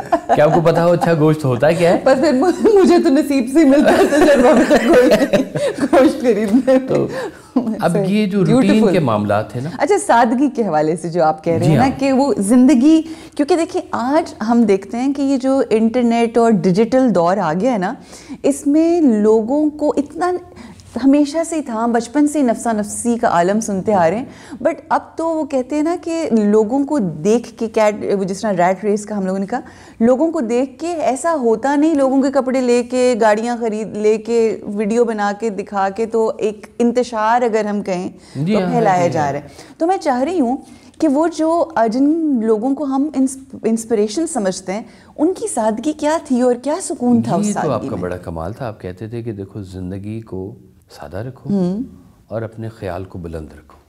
اچھا, خیال بلند ہونا چاہیے, اور بلکہ کہتے تھے کہ جو یہ عرفہ خیالی ہے, یہ بلند خیالی ہے, یہ منسوب ہی سادہ زندگی کے ساتھ ہے. Beautiful, beautiful. یعنی کہ جو زندگی آرائشوں کے ساتھ منسلک ہوئی بھی ہو, وہ بہت پرابلمز کے ساتھ ہوتی ہے, اور اس کے اندر آپ کو بڑا خیال نہیں مل سکتا. جیسے وہ کہتے ہیں بہت پیٹ بھرا ہوا ہو آپ کا, تو آپ کا خیال بند ہو جاتا ہے. بالکل صحیح. پھر خیال نہیں ہوتا, پھر نیند ہوتی ہے اگر زیادہ پیٹ بھر جائے تو. تو وہ ہم نے سادہ زندگی اپنی زندگی میں دیکھی. ٹھیک. کہ آپ کتنے سادہ طریقے سے کھانے پینے میں سادگی، پینے میں، رہنے میں، سہنے میں سادگی. ہمارے پورے گھر میں ایک ایئر کنڈیشن لگا بہت بعد میں، صحیح، تو ہم سب اسی میں سو جاتے تھے، زمین پہ بسترے بالکل محمدی بسترے لگائے، سب سو گئے. تو کوئی مہمان آیا تو مہمان کے لیے بھی جیسے اب تکلفات ہوتے ہیں نا، اس دور میں نہیں ہوا کرتے. کیا پکا ہے؟ انہوں نے کہا جی بھنڈی پکی ہے. ٹھیک ہے، چلو بھائی 2 کھانے لے آؤ. ٹھیک، یہ نہیں کہا کہ کڑھائی منگواؤ، ٹھیک ہے، فلاں کرو، یہ کرو. جو ہے جیسے ہے. ہمارے گھر تو چونکہ صبح سے لے کر رات گئے تک لوگوں کا آنا جانا موجود تھا، اور اس پوری سادہ سی زندگی میں جو ہماری اماں جی ہیں وہ اتنی ہی سادہ ہیں. صحیح. وہ سرکار کے اس روحانیت والے سسٹم کے ساتھ اس طرح سے نہیں جڑی ہوئی تھی، لیکن جو آپ کہہ رہے تھے وہ کر رہی تھی. ٹھیک، تابع فرمان، فرما بردار. آپ کہیں کہ دیکھیں اب ہمارے گھر میں اس وقت ملازم بھی نہیں ہوتے تھے جیسے اب لوگ رکھتے ہیں نا، کہ جی صبح سے شام تک ملازم ہے آپ کے پاس، کوک ہے آپ کے پاس، ڈرائیور ہے آپ کے پاس. تو کوک شک کوئی نہیں ہوتا تھا ہمارے پاس. تو اس زمانے میں کہاں کا ہوتا ہی نہیں تھا. مطلب خواتین کے پاس اور تو کرنے کے لیے کوئی کام نہیں، تو گھر میں کوکنگ ہی کرنی ہے نا. مطلب کون سی باہر جا کے. سرکار کوشش کرتے تھے کہ جو خواتین بھی آتی ہیں نا ملنے، ان کو اماں جی سے نہ ملنے دیں. تو اماں جی کہتی تھی کہ مجھے کیوں نہیں ملنے دیتے. ہم نے کہا وہ تمہیں یہ نا کام نہیں کرنے دیں گی، یہ تمہیں اور طرف لے کے جائیں گی. صحیح بات ہے. تو سسٹم تمہارا خراب ہو جائے گا. بہت اعلیٰ. تو سارا دن میں اب میں چائے سرو کرنے والا ہوتا تھا، میں چائے والا جس کو کہہ لیں، چھوٹا چائے والا. تو مجھے آپ نے کہنا کہ 3 چائے لے آؤ، 2 چائے لے آؤ، 5 کھانے لے آؤ. اب رات بہت ہو گئی، کھانا بھی ختم ہو گیا. تو آپ کی والدہ یہ نہیں کہتی تھی کہ ہاں وہ 2 کھانے آئے تھے، 4 چائیں آئی تھیں، اور پھر دوبارہ 4 چائیں تو آج بل یہ بنا، ذرا یہ دے دیں. دیکھیں یہ کمال کی بات ہے کہ اس پورے سسٹم کو سپورٹ کرنے والی اماں جی تھی. سبحان اللہ. یہی برکت ہوتی ہے خواتین کی. ہاں کوئی شک. اب وہی میں کاشف صاحب، یہ میں بات ہمیشہ کہتی ہوں کہ آج کی عورت جو ہے نا، وہ اس کے پاس علم ہے، تعلیم حاصل کر لی ہے، وزڈم نہیں ہے، حکمت نہیں ہے. اس زمانے کی عورت شاید پڑھی لکھی نہیں تھی، مگر وہ روشن خیال تھی اور حکمت والی عورت تھی، جس نے ایسے لوگوں کو. میں آپ کو ایک بڑی مزیدار بات بتاؤں.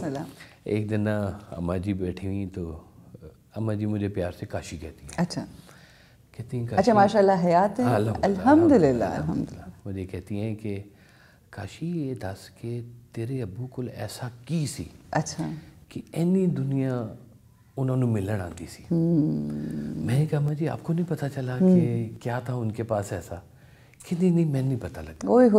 میں نے کہا اماں جی جو بھی تھا اس میں بہت بڑا کردار آپ کا ہے، ایسے ہی اس میں بہت بڑا حصہ آپ کا ہے، کہ یہ سب کچھ آپ کی ان کاوشوں کے بغیر ممکن نہیں تھا. کہ رات کو اگر کھانا ختم ہو گیا ہے اور سرکار نے کہا ہے کہ کھانا ختم ہو گیا تو اماں جی نے اندر سے رات کو 2:30 بجے انڈے پراٹھے بنا کے بھیج دینے ہیں، اور صبح فجر کی نماز کے وقت سرکار کو چائے بنا کر دینی ہے، اور اس کے بعد پھر آپ نے اٹھ جانا اور بچوں کی اسکول کی تیاریاں کرنی. میں تو دیکھتا 24 گھنٹے جیسے سرکار بیزی رہتے تھے نا، اماں جی بھی ویسے رہتے. صحیح. میں اماں جی کو شاپنگ کرتے نہیں دیکھتا تھا، بہت زیادہ کوئی بازار جانے کا ان کا کوئی بہت شوق نہیں تھا. اماں جی کے کپڑے سرکار خود لے کے آیا کرتے.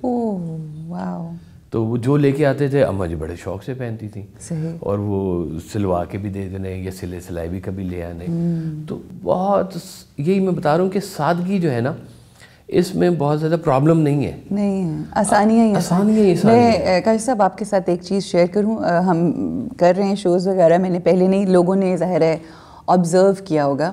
ہم نے ایک تو اس ٹرانسمیشن کا نام رکھا ہے رمضان علم ہے، کہ یہ ایک بیسک چیز ہے. رمضان میں ہم سب کچھ کر رہے ہوتے ہیں، مگر وہ جو علم، جو پیغام ہے اللہ کا، جو قرآن کی صورت میں ہم تک آیا، وہ اور دنیاوی علم اور اسپریچول اور تصوف، یہ ہم اس طرح سے سیکھتے نہیں ہیں، سن رہے ہوتے ہیں. سننے میں اور سیکھنے میں فرق ہوتا ہے. ایک تو یہ ہماری کوشش ہے اس پلیٹ فارم کے ذریعے، قاسم علی شاہ فاؤنڈیشن کے ذریعے جو پروگرام اسپیشلی ہم ترتیب دے رہے ہیں کہ یہ چیز کی جائے. دوسری سادگی کا جو سوال میں نے آپ سے کیا نا، یہ جو آپ دیکھ رہے ہیں، ایک کپڑے میرے دیکھ رہے ہیں، ہم نے یہ ڈیسائیڈ کیا ہے کہ ہم ایک ہی جوڑے میں پوری ٹرانسمیشن کریں گے. And this is a trend that we want to set. کیونکہ میں کہیں بھی جاتی ہوں اور میں خود ایکسپیرینس کرتی ہوں کہ خواتین جو ہیں وہ اتنی کانشیس ہے کہ پچھلے سال اگر کوئی فنکشن ہوا تھا تو میں پچھلے سال والا جوڑا اس دفعہ بھی پہن جاؤں. یہ آپ دور کی بات کر رہی ہیں جی, مطلب یہ بہت قریب میں ہوتا ہے کہ میں یہ ابھی وہ مجھے ملی تھی شادی میں, اس نے یہ کپڑے دیکھے, اب وہ پھر ملے گی, یہ دوبارہ نہ دیکھ لے. تو میں نے, مجھے اکثر لوگ یہ کہتے تھے, تو میں تو اپنی زندگی میں بھی یہ کوشش کرتی ہوں کہ اچھا یہ کیا بات کرنے کا ریزن کیا ہے کہ یہ وہ انسپریشن ہے جی, یہ وہ شخصیات ہیں کہ جن سے کیا صرف بیٹھ کے ان کے بارے میں باتیں کرنی ہے اور واہ واہ شش کرنا ہے. نہیں, ہم نے پریکٹیکلی یہ بات بتائی ہے کہ نہیں, ہمیں کوئی کمپلیکس نہیں ہے. It's not about your cloth, it's about your brain and what you do in life. So یہ ایک ہماری کاوش ہے. کہنا چاہیے کہ رمضان علم بھی ہے اور عمل بھی ہے. اللہ کرے انشاءاللہ. دعا آپ سے بھی گزارش ہے اور تمام دیکھنے والوں سے بھی کہ جو یہاں بیٹھ کے ہم گفتگو کرتے ہیں اور گفتگو جو کرنے والے ہوتے ہیں ان کا کمال ہی گفتگو ہوتی ہے. دعا یہ کرنی ہے کہ اللہ ہمارے اعمال کو بہترین کر دے انشاءاللہ. میں آخر میں, وقت محدود ہے ہمارے پاس, مگر آخر میں کاشف صاحب آپ سے یہ جاننا چاہوں گی کہ دیکھنے والوں کو پیغام بھی مل جائے. اور وہ بہت سی باتیں تھیں, دے واز سو مچ, میں بتا رہی ہوں کہ کچھ زیادہ گفتگو ہی نہ کر پائے, بٹ وقت گزر جاتا ہے. مجھے یہ بتائیے کہ کوئی ایسا پیغام, ویسے تو ان کی ہر بات ہی پیغام ہے, مگر کچھ ایسی چیزیں جس طرح سے ایک باپ اپنے بیٹے کو نصیحتیں کرتا ہے نا, جو ہمیں قرآن میں بھی ملتی ہیں, کوئی ایسی نصیحتیں, وصیتیں جو آپ کو کی ہوں انہوں نے؟ ایک دفعہ آپ نے فرمایا کہ میں تمہیں ایک نسخہ کیمیا بتاتا ہوں. اچھا. آپ نے کہا نسخہ کیمیا یہ ہے کہ عبادت کرو اللہ کی, محبت کرو سرکار دو عالم صلی اللہ علیہ وسلم سے, بے شک, اور خدمت کرو انسان کی. کیا اچھا, یہ اب مکمل ایک نسخہ کیمیا موجود ہے. بالکل بالکل. پھر آپ نے کہا کہ جو شخص انسانوں کو خوش کرنے نکلا ہے نا, وہ کبھی راضی نہیں ہوگا. جو شخص اللہ کو خوش کرنے نکلا ہے نا, اس کے لیے ساری ہر طرف پھر برکتیں ہی برکتیں. صحیح. بلکہ آپ نے ایک جگہ پہ یہ بھی فرمایا کہ یہ جو اللہ والے لوگ ہیں نا, اگر ساری دنیا بھی ان کے مخالف ہو جائے تو ان کو فرق نہیں پڑتا. بالکل. اس لیے کہ ان کا مطمع نظر یا ان کا رجوع اللہ ہے, اللہ کو راضی کرنا ہے. اسی حوالے سے لوگوں کو دیکھیں, وہ سرکار ویسا ایک شعر بہت پڑھا کرتے تھے, بسم اللہ, کہ جب سے سنا ہے یار لباس بشر میں ہے, اب آدمی کچھ اور ہی اپنی نظر میں ہے. تو جب آپ دنیا کو, اس لیے کہتے ہیں کہ برے سے نفرت نہ کرو, برائی سے نفرت کرو. بالکل بالکل. یہ اس وقت ہوتا ہے جب آپ کا خیال اللہ کے حوالے سے لوگوں سے ہو. بالکل بالکل. اللہ کے حوالے سے رشتے ڈیل ہو رہے ہوں, اللہ کے حوالے سے لوگوں سے مل رہے ہوں. تو جب یہ حوالہ درمیان میں موجود رہے گا نا, تو پھر خناس نہیں آئے گا آپ کے پاس. بڑی خوبصورت بات ہے کہ آپ جو کچھ بھی کر رہے ہیں وہ قربتاً اللہ کر رہے ہیں. بس آپ اپنی بیوی کو بھی راضی رکھے ہوئے ہیں یا اپنے ہسبینڈ کو راضی رکھے ہوئے ہیں, تو اس لیے کہ میرا رب راضی ہو جائے.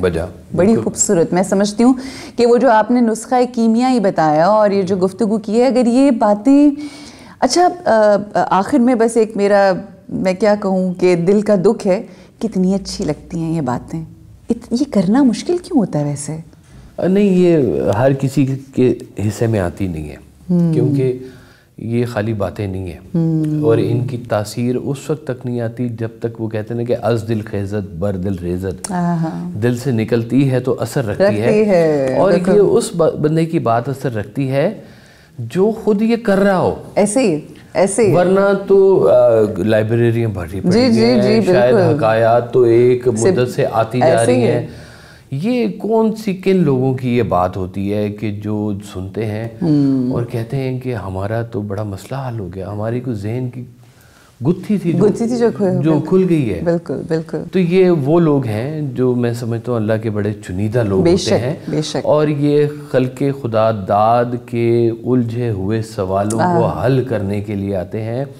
اسلام کے راستے میں چلنے میں جو ان کو رکاوٹیں ہوتی ہیں اس کی آسانی کے لیے آتے ہیں. ان کا رجوع اللہ کی طرف, اللہ کے محبوب صلی اللہ علیہ وسلم کی طرف کرنے کے لیے آتے ہیں. بے شک بے شک. جب یہ ساری باتیں وہ خود زندگی میں کر رہے ہوتے ہیں تو پھر وہ لوگ بھی اس تاثیر میں آ جاتے ہیں. بہت خوبصورت, بہت ہی خوبصورت. آپ ہی کی اس بات کو آگے بڑھاتے ہوئے ایسے لوگ پتہ ہے کہ کون ہوتے ہیں؟ یہ وہ لوگ ہوتے ہیں جو اللہ اور اللہ کے بندوں میں صلح کراتے ہیں، محبت پیدا کرتے ہیں، اور ایک رستے کا تعین جو اللہ نے کیا ہے اس پہ انگلی پکڑ کے ان کو چلاتے ہیں۔ یہ لوگ جو ہوتے ہیں، یہ شخصیات جو اللہ اس دنیا میں چن لیتا ہے، یہ تبرکن ہوتی ہیں، اور ہمیں اس بات کے اوپر شکر ادا کرنا چاہیے کہ ہماری اس دھرتی کے اوپر ایسی بے انتہا شخصیات اللہ نے ہمیں تبرک کے طور پہ بھیجی۔ بس کام یہ کرنا ہے کہ تبرک کو کھانے پینے کی حد تک محدود نہیں رکھنا، بلکہ اس فیض، اس سے جو علم ہے جو انہوں نے ہمیں دیا ہے، اس سے فیض اٹھاتے ہوئے اپنی زندگیوں کو خوبصورت بنانا ہے۔ بڑی خوبصورت بات کی میرے بھائی نے، آپ نے فرمایا کہ اللہ سبحانہ و تعالیٰ سے اگر جڑ گئے تو پھر پیچھے کیا رہ گیا، اور امام حسین علیہ السلام کا یہ جملہ ہے دعائے عرفہ کا میں اکثر کوٹ کرتی ہوں کہ اے رب، جس نے تجھے پایا اس نے کیا کھویا، اور جس نے تجھے کھو دیا اس نے کیا پایا۔ دعا ہے کہ اس رمضان ہم اپنے رب کو اس طرح سے پالیں جیسا وہ چاہتا ہے کہ اس کے اب پالیں۔ آمین یا رب العالمین۔ السلام علیکم ورحمۃ اللہ۔ رمضان علم ہے، رمضان علم ہے۔ بسم اللہ الرحمن الرحیم۔ ویلکم بیک، خوش آمدید کہتے ہیں ایک بار پھر آپ سب لوگوں کو۔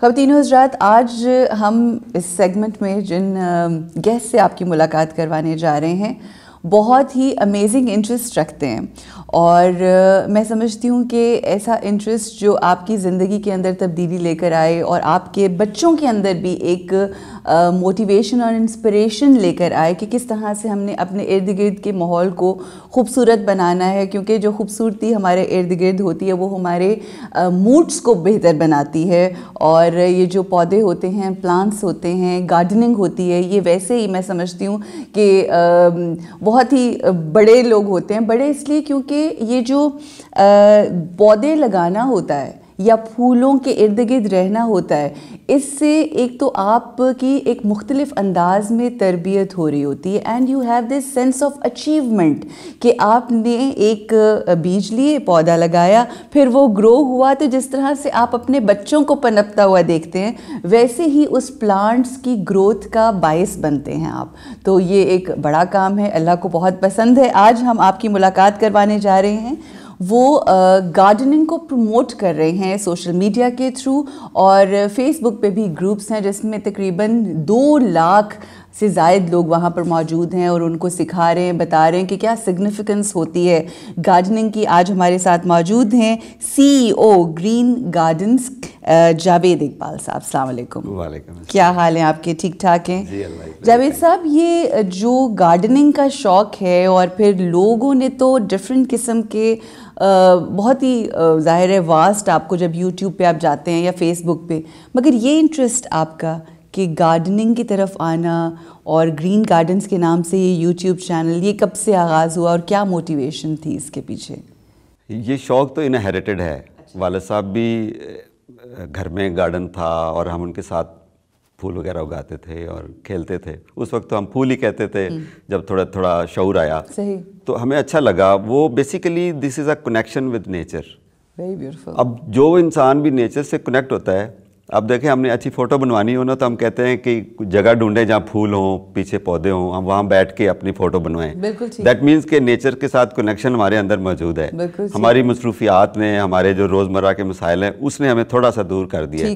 تو میری یہ، چونکہ مجھے خود اچھا لگتا ہے تو، اور میری خواہش اور کوشش یہی ہوتی ہے کہ لوگوں کو صرف یہ ریئلائز کرا دوں، گارڈنر تو سارے ہی ہوتے ہیں۔ اچھا، آپ کے کہنے کا مقصد یہ ہے کہ جو گارڈننگ ہے، پھولوں سے محبت ہے، یہ ہر انسان کے اندر ہوتی ہے، آپ صرف ایک شعور بیدار کرتے ہیں، اور اگر آپ یہ کہیں کہ وہ ایک چنگاری جسے کہتے ہیں نا، وہ ہوتے ہیں، اور وہ پھر ماشاءاللہ لوگوں کے اندر یہ شوق جو ہے وہ بھڑک جاتا ہے۔ پھول کی خوشبو تو آ رہی ہوتی ہے، صرف آپ کسی کو بتائیں کہ یار یہ کیسی آ رہی خوشبو، تو شاید اس کی تھوڑی توجہ ہو جائے۔ اٹینشن، دھیان نہیں ہے ہمارا چیزوں کی طرف، نیچر کی طرف۔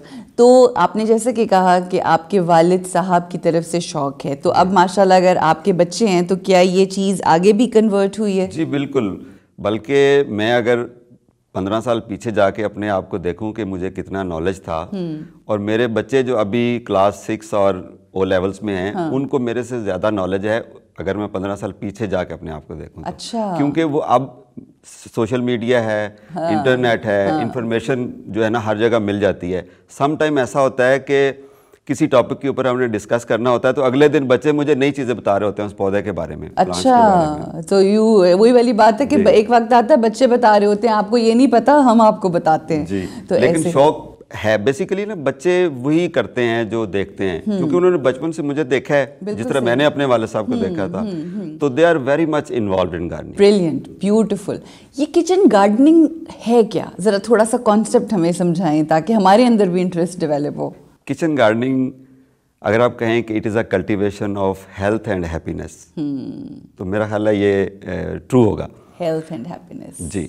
आप देखें, आपको बच्चा अपना ही अच्छा लगता है, और अगर आप ट्रूली सोचें ना तो खुराक वही सबसे अच्छी है जो आप अपने हाथ से उगा के खा रहे हैं। अच्छा, जब हाथ से अपने उगा के ये जो खाने का कॉन्सेप्ट है, उसके लिए आप ये सोचते हो कि जी गांव में आप रह रहे हो या फिर आपका कोई फार्म हाउस हो, आपके पास बड़ी सी जगह हो, और मेरे जैसा बंदा जो रहता है अपार्टमेंट में, तो उसके लिए क्या ये पॉसिबल है उन लोगों के लिए, अगर वो शौक़ रखते हैं या आपकी बात सुन के जो काम कर रहे हैं, अगर हमारा इंटरेस्ट डेवलप होता है, तो क्या ये हम पौधों में भी लगा सकते हैं या हमें वो प्रॉपर जगह ही चाहिए जहाँ पर ज़मीन हो, मिट्टी हो, और वो फिर वहाँ पर आप करें? सबसे पहले तो हम ये बात करते हैं कि आपको या मुझे घर में सब्जी उगाने की ज़रूरत क्यों पेश आए।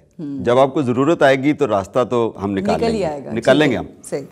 अच्छा, आप देखें कि जो फसल खेत में उगती है और आपकी चंगेर तक या किचन तक पहुंचती है, आप थोड़ा सा उस पर फोकस कीजिए। आप पालक को ले लीजिए। पालक जब कटती है तो किस हाइजीनिक या अनहाइजीनिक तरीके से वो मंडी में जाती है, मंडी से वो रिटेलर के पास जाती है। इस नाम में उसको एक दिन गुजर चुका होता है। वो क्या करते हैं, उसको फ्रेश रखने के लिए उसके ऊपर पानी छिड़कते हैं, वो मिनरल वाटर तो होता नहीं। अच्छा, वो पानी धुल धुल के वो हमारे किचन में आती है, हम कितना उसको धो लेंगे, हम उसको धोते हैं और पका लेते हैं। ठीक। प्लस ये, अगर आपको ये पता चले या रियलाइज़ हो जाए कि इसके ऊपर स्प्रे तो करते हैं, नेचुरली पेस्ट होते हैं, सारा कुछ होता है, और इसके ऊपर जहर स्प्रे हुआ है 2 दिन पहले, 4 दिन पहले, तो कितना कंटेंट है जो वॉश हो चुका होगा या सूरज ने उसको वॉश कर दिया होगा रोशनी में, नहीं, उसके अंदर कंटेंट मौजूद है। अच्छा, मोस्टली जो वेजिटेबल्स हैं, मोर देन 80% जो उसके अंदर कंटेंट है वो वाटर है। सही। अच्छा, अब वाटर जो है वो आप देखें ज़्यादातर सब्जियां जो शहर होते हैं उसके आउटस्कर्ट्स में उगती हैं। बिल्कुल। अब शहरों का गंदा वेस्ट का पानी कहाँ जाता है? बिल्कुल वो भी जाता है। अच्छा, जितना गंदा पानी होगा उतनी वेजिटेबल ज़्यादा अच्छी। इतना आप डरा रहे हैं ना कि वाकई अब मुझे लग रहा है जाके मैं पौधे बड़े बड़े खरीदूं और वहाँ पर सब्जियां लगाऊं। जी, आप डरेंगी तो आप डराना जरूरी है। बहुत ज़रूरी है। अच्छा, बेसिकली आप अपने आप को डरा के ना तो हेल्थ की तरफ माइल करें। अच्छा, आप देखें कि वो जो गंदा पानी है, ओके, नेचर का सिस्टम है कि वो जड़ से जब पानी इनटेक आता है पौधे को तो गोभी का फूल बनता है या उसको बैंगन लगेगा तो फिल्टर हो जाता है, लेकिन सारा फिल्टर नहीं हो सकता।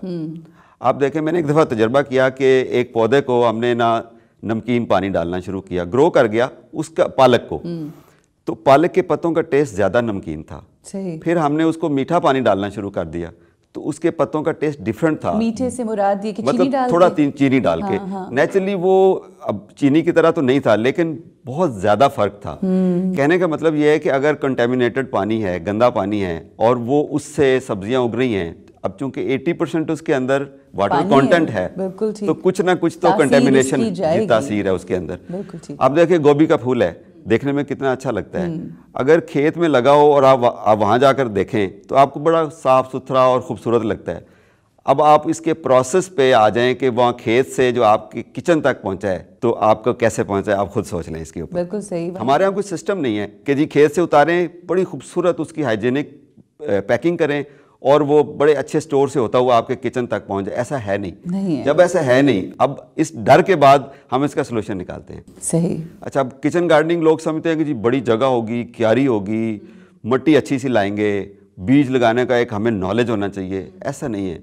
गार्डनिंग तो मिट्टी, पानी और बीज का नाम है। देखें, बीज परिंदे भी फेंकते हैं, बारिश होती है, ज़मीन पे गिरा होता है, नेचर उसको उगा देती है, बड़े बड़े दरख्त जंगल भरे पड़े हैं, कौन लगाता है जाके? इसका मतलब है कि बीज का उगना इट इज़ नेचर। ठीक है, अब आपने उसको अपने घर में उगाना है, आप कंटेनर लें, देखें प्लास्टिक की पेंट वाली बाल्टियाँ हैं, आप अच्छे से पॉट ले लें, उसको ज़्यादा खूबसूरत करने के लिए पेंट कर दें, उसको बच्चों को कहें जी इसको डेकोरेट कर दें, खूबसूरत कर दें। सही। आपको मिट्टी चाहिए बेसिकली।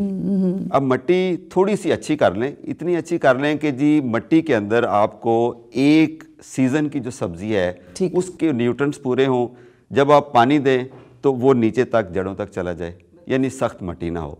अब उसकी सिंपल सी सोल्यूशन है कि आप मिट्टी बनी तैयार ला सकते हैं नर्सरी से, ठीक है, या घर पे आप उसके तैयार कर सकते हैं। बिल्कुल सही, कोई इशू नहीं है। आप किसी भी कंटेनर में, और आपके घर में अगर क्यारी मौजूद है तो आपने बीज लगाने हैं, उसको पानी देना है। हाँ, सिर्फ आपको इतना नॉलेज होना चाहिए कि कौन सी सब्जियां, कौन से बीज कब लगते हैं, उसके लिए हम प्रमोट कर रहे हैं, हम बताते रहते हैं। तो आप ने कहा आपके घर में होम गार्डन ज़ाहिर है, और कौन कौन सी ऐसी सब्जियां हैं जो आपने घर में अपने उगाई हुई हैं? अच्छा, मज़े की बात है कि हम कोई पिछले 4 साल से बाज़ार से सब्ज़ी लाते ही नहीं है। अच्छा, हम अपनी ही सब्ज़ी ग्रो करते हैं। सही, मतलब हर आलू से लेके प्याज, जी, लहसुन, प्याज, भिंडी, तोरी, मतलब जो सीजनल सब्जियां, और उसके अलावा जो हम स्टोर कर सकते हैं जिस तरह आलू और प्याज और लहसुन वगैरह, वो सारी हम अपने घर में उगाते हैं, सारी की सारी। सारी की सारी। अच्छा, तो ये होम गार्डनिंग के साथ साथ क्या फूलों का भी शौक है आपको उगाने का, या सब्जियों की हद तक महदूद? नहीं, बेसिकली तो मुझे गार्डनिंग का शौक था।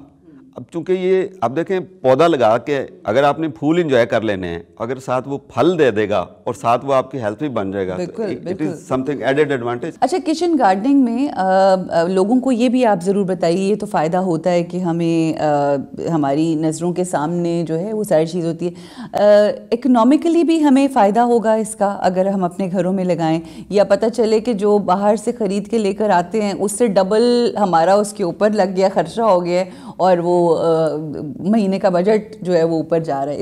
इस हवाले से अच्छा, इसमें ना कोई बहुत ज़्यादा आपको पैसे नहीं लगाने पड़ते।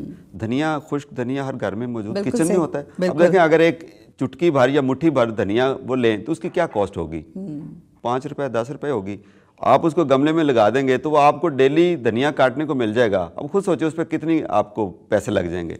ऐसा नहीं है। अब ब्रोकली है ना, आजकल देखें ब्रोकली मार्केट में है, उसका मिनिमम जो प्राइस होती है 500 रुपये होती है जब सीज़न होता है, और जो ऑफ सीज़न में ये 800 रुपये तक, 900 रुपये तक पर केजी मिल जाती है। अच्छा, ब्रोकली का जो सीड्स का पैकेट है उसकी 80 रुपीज़ कीमत होती है, और उसमें 100+ सीड्स होते हैं। दैट मीन्स कि आपको 100 प्लांट्स ऑफ ब्रोकली मिल जाते हैं। ओह गॉड, तो ये इतना महंगा क्यों देते हैं? Why is it so expensive? ज़्यादातर उगाते नहीं है इसको, ट्रेंड नहीं है, ट्रेंड नहीं है, तो इस वजह से वो जो कम आती है उसको महंगा कर दिया। अच्छा, आपको लगता है कि पाकिस्तान में किचन गार्डनिंग का ट्रेंड जो है वो बढ़ रहा है, और इसको जो आप प्रमोट कर रहे हैं, मगर आपके अलावा भी क्या ये चीज़ आप देखते हैं इर्द गिर्द के लोगों का अवेयरनेस आ रही है इसके? बिल्कुल आ रही है। आज से 5 साल पहले और अब जाके जब से लोगों को सोशल मीडिया ने अवेयरनेस दी है, ये आप देखें 2 साल पहले एक सीरीज चली थी हर टीवी चैनल के ऊपर के गंदे पानी में सब्जियां उग रही हैं। लोगों ने वो देख देख के लोगों के अंदर एक अल्टरनेट ढूंढने की आ गई कि हम क्या करें। बिल्कुल। और हमने कोशिश की साथ साथ कि घर में आप गमला रखें और सब्जी उगा लें, तो कोई मसला नहीं है। अब ट्रेंड बढ़ रहा है। लोग जिस फ्रीक्वेंसी के साथ मेरे से रब्ता करते हैं और जो सिंपल सी बातें पूछते हैं, और उसके बाद जब मुझे फीडबैक देते हैं कि जी भाई आपके कहने पे हमने पालक उगाई है, और अभी देखें मैंने कहा था कि 1 महीना पहले कि आज अगर आप पालक लगाएंगे तो पहली रमज़ान को आप अपनी पालक के पकौड़े खाएंगे। अब देखें कितना अच्छा लगता है कि आप अपने घर की पालक, घर में आपने पार्सले उगाए हुए हैं, धनिया उगाया हुआ है, उसको आप डिप करते हैं और उसके पकौड़े बना के खाते हैं। उसका कितना अलग ही स्वाद है उसका। एग्जैक्टली, मतलब आपको बिल्कुल, आई टोटली अंडरस्टैंड। वही जिस तरह से आप अपने बच्चों को पनपता हुआ देखते हैं, उस तरह से क्या फीलिंग होती है आपको जब आप कोई चीज़ बीज लगाते हैं? अब तो आपके माशाल्लाह मेरे ख्याल है बच्चे भी आपके साथ इन तमाम कामों में होते हैं, तो हाउ डू यू फील, क्या महसूस होता है? It is a player, it is a green player.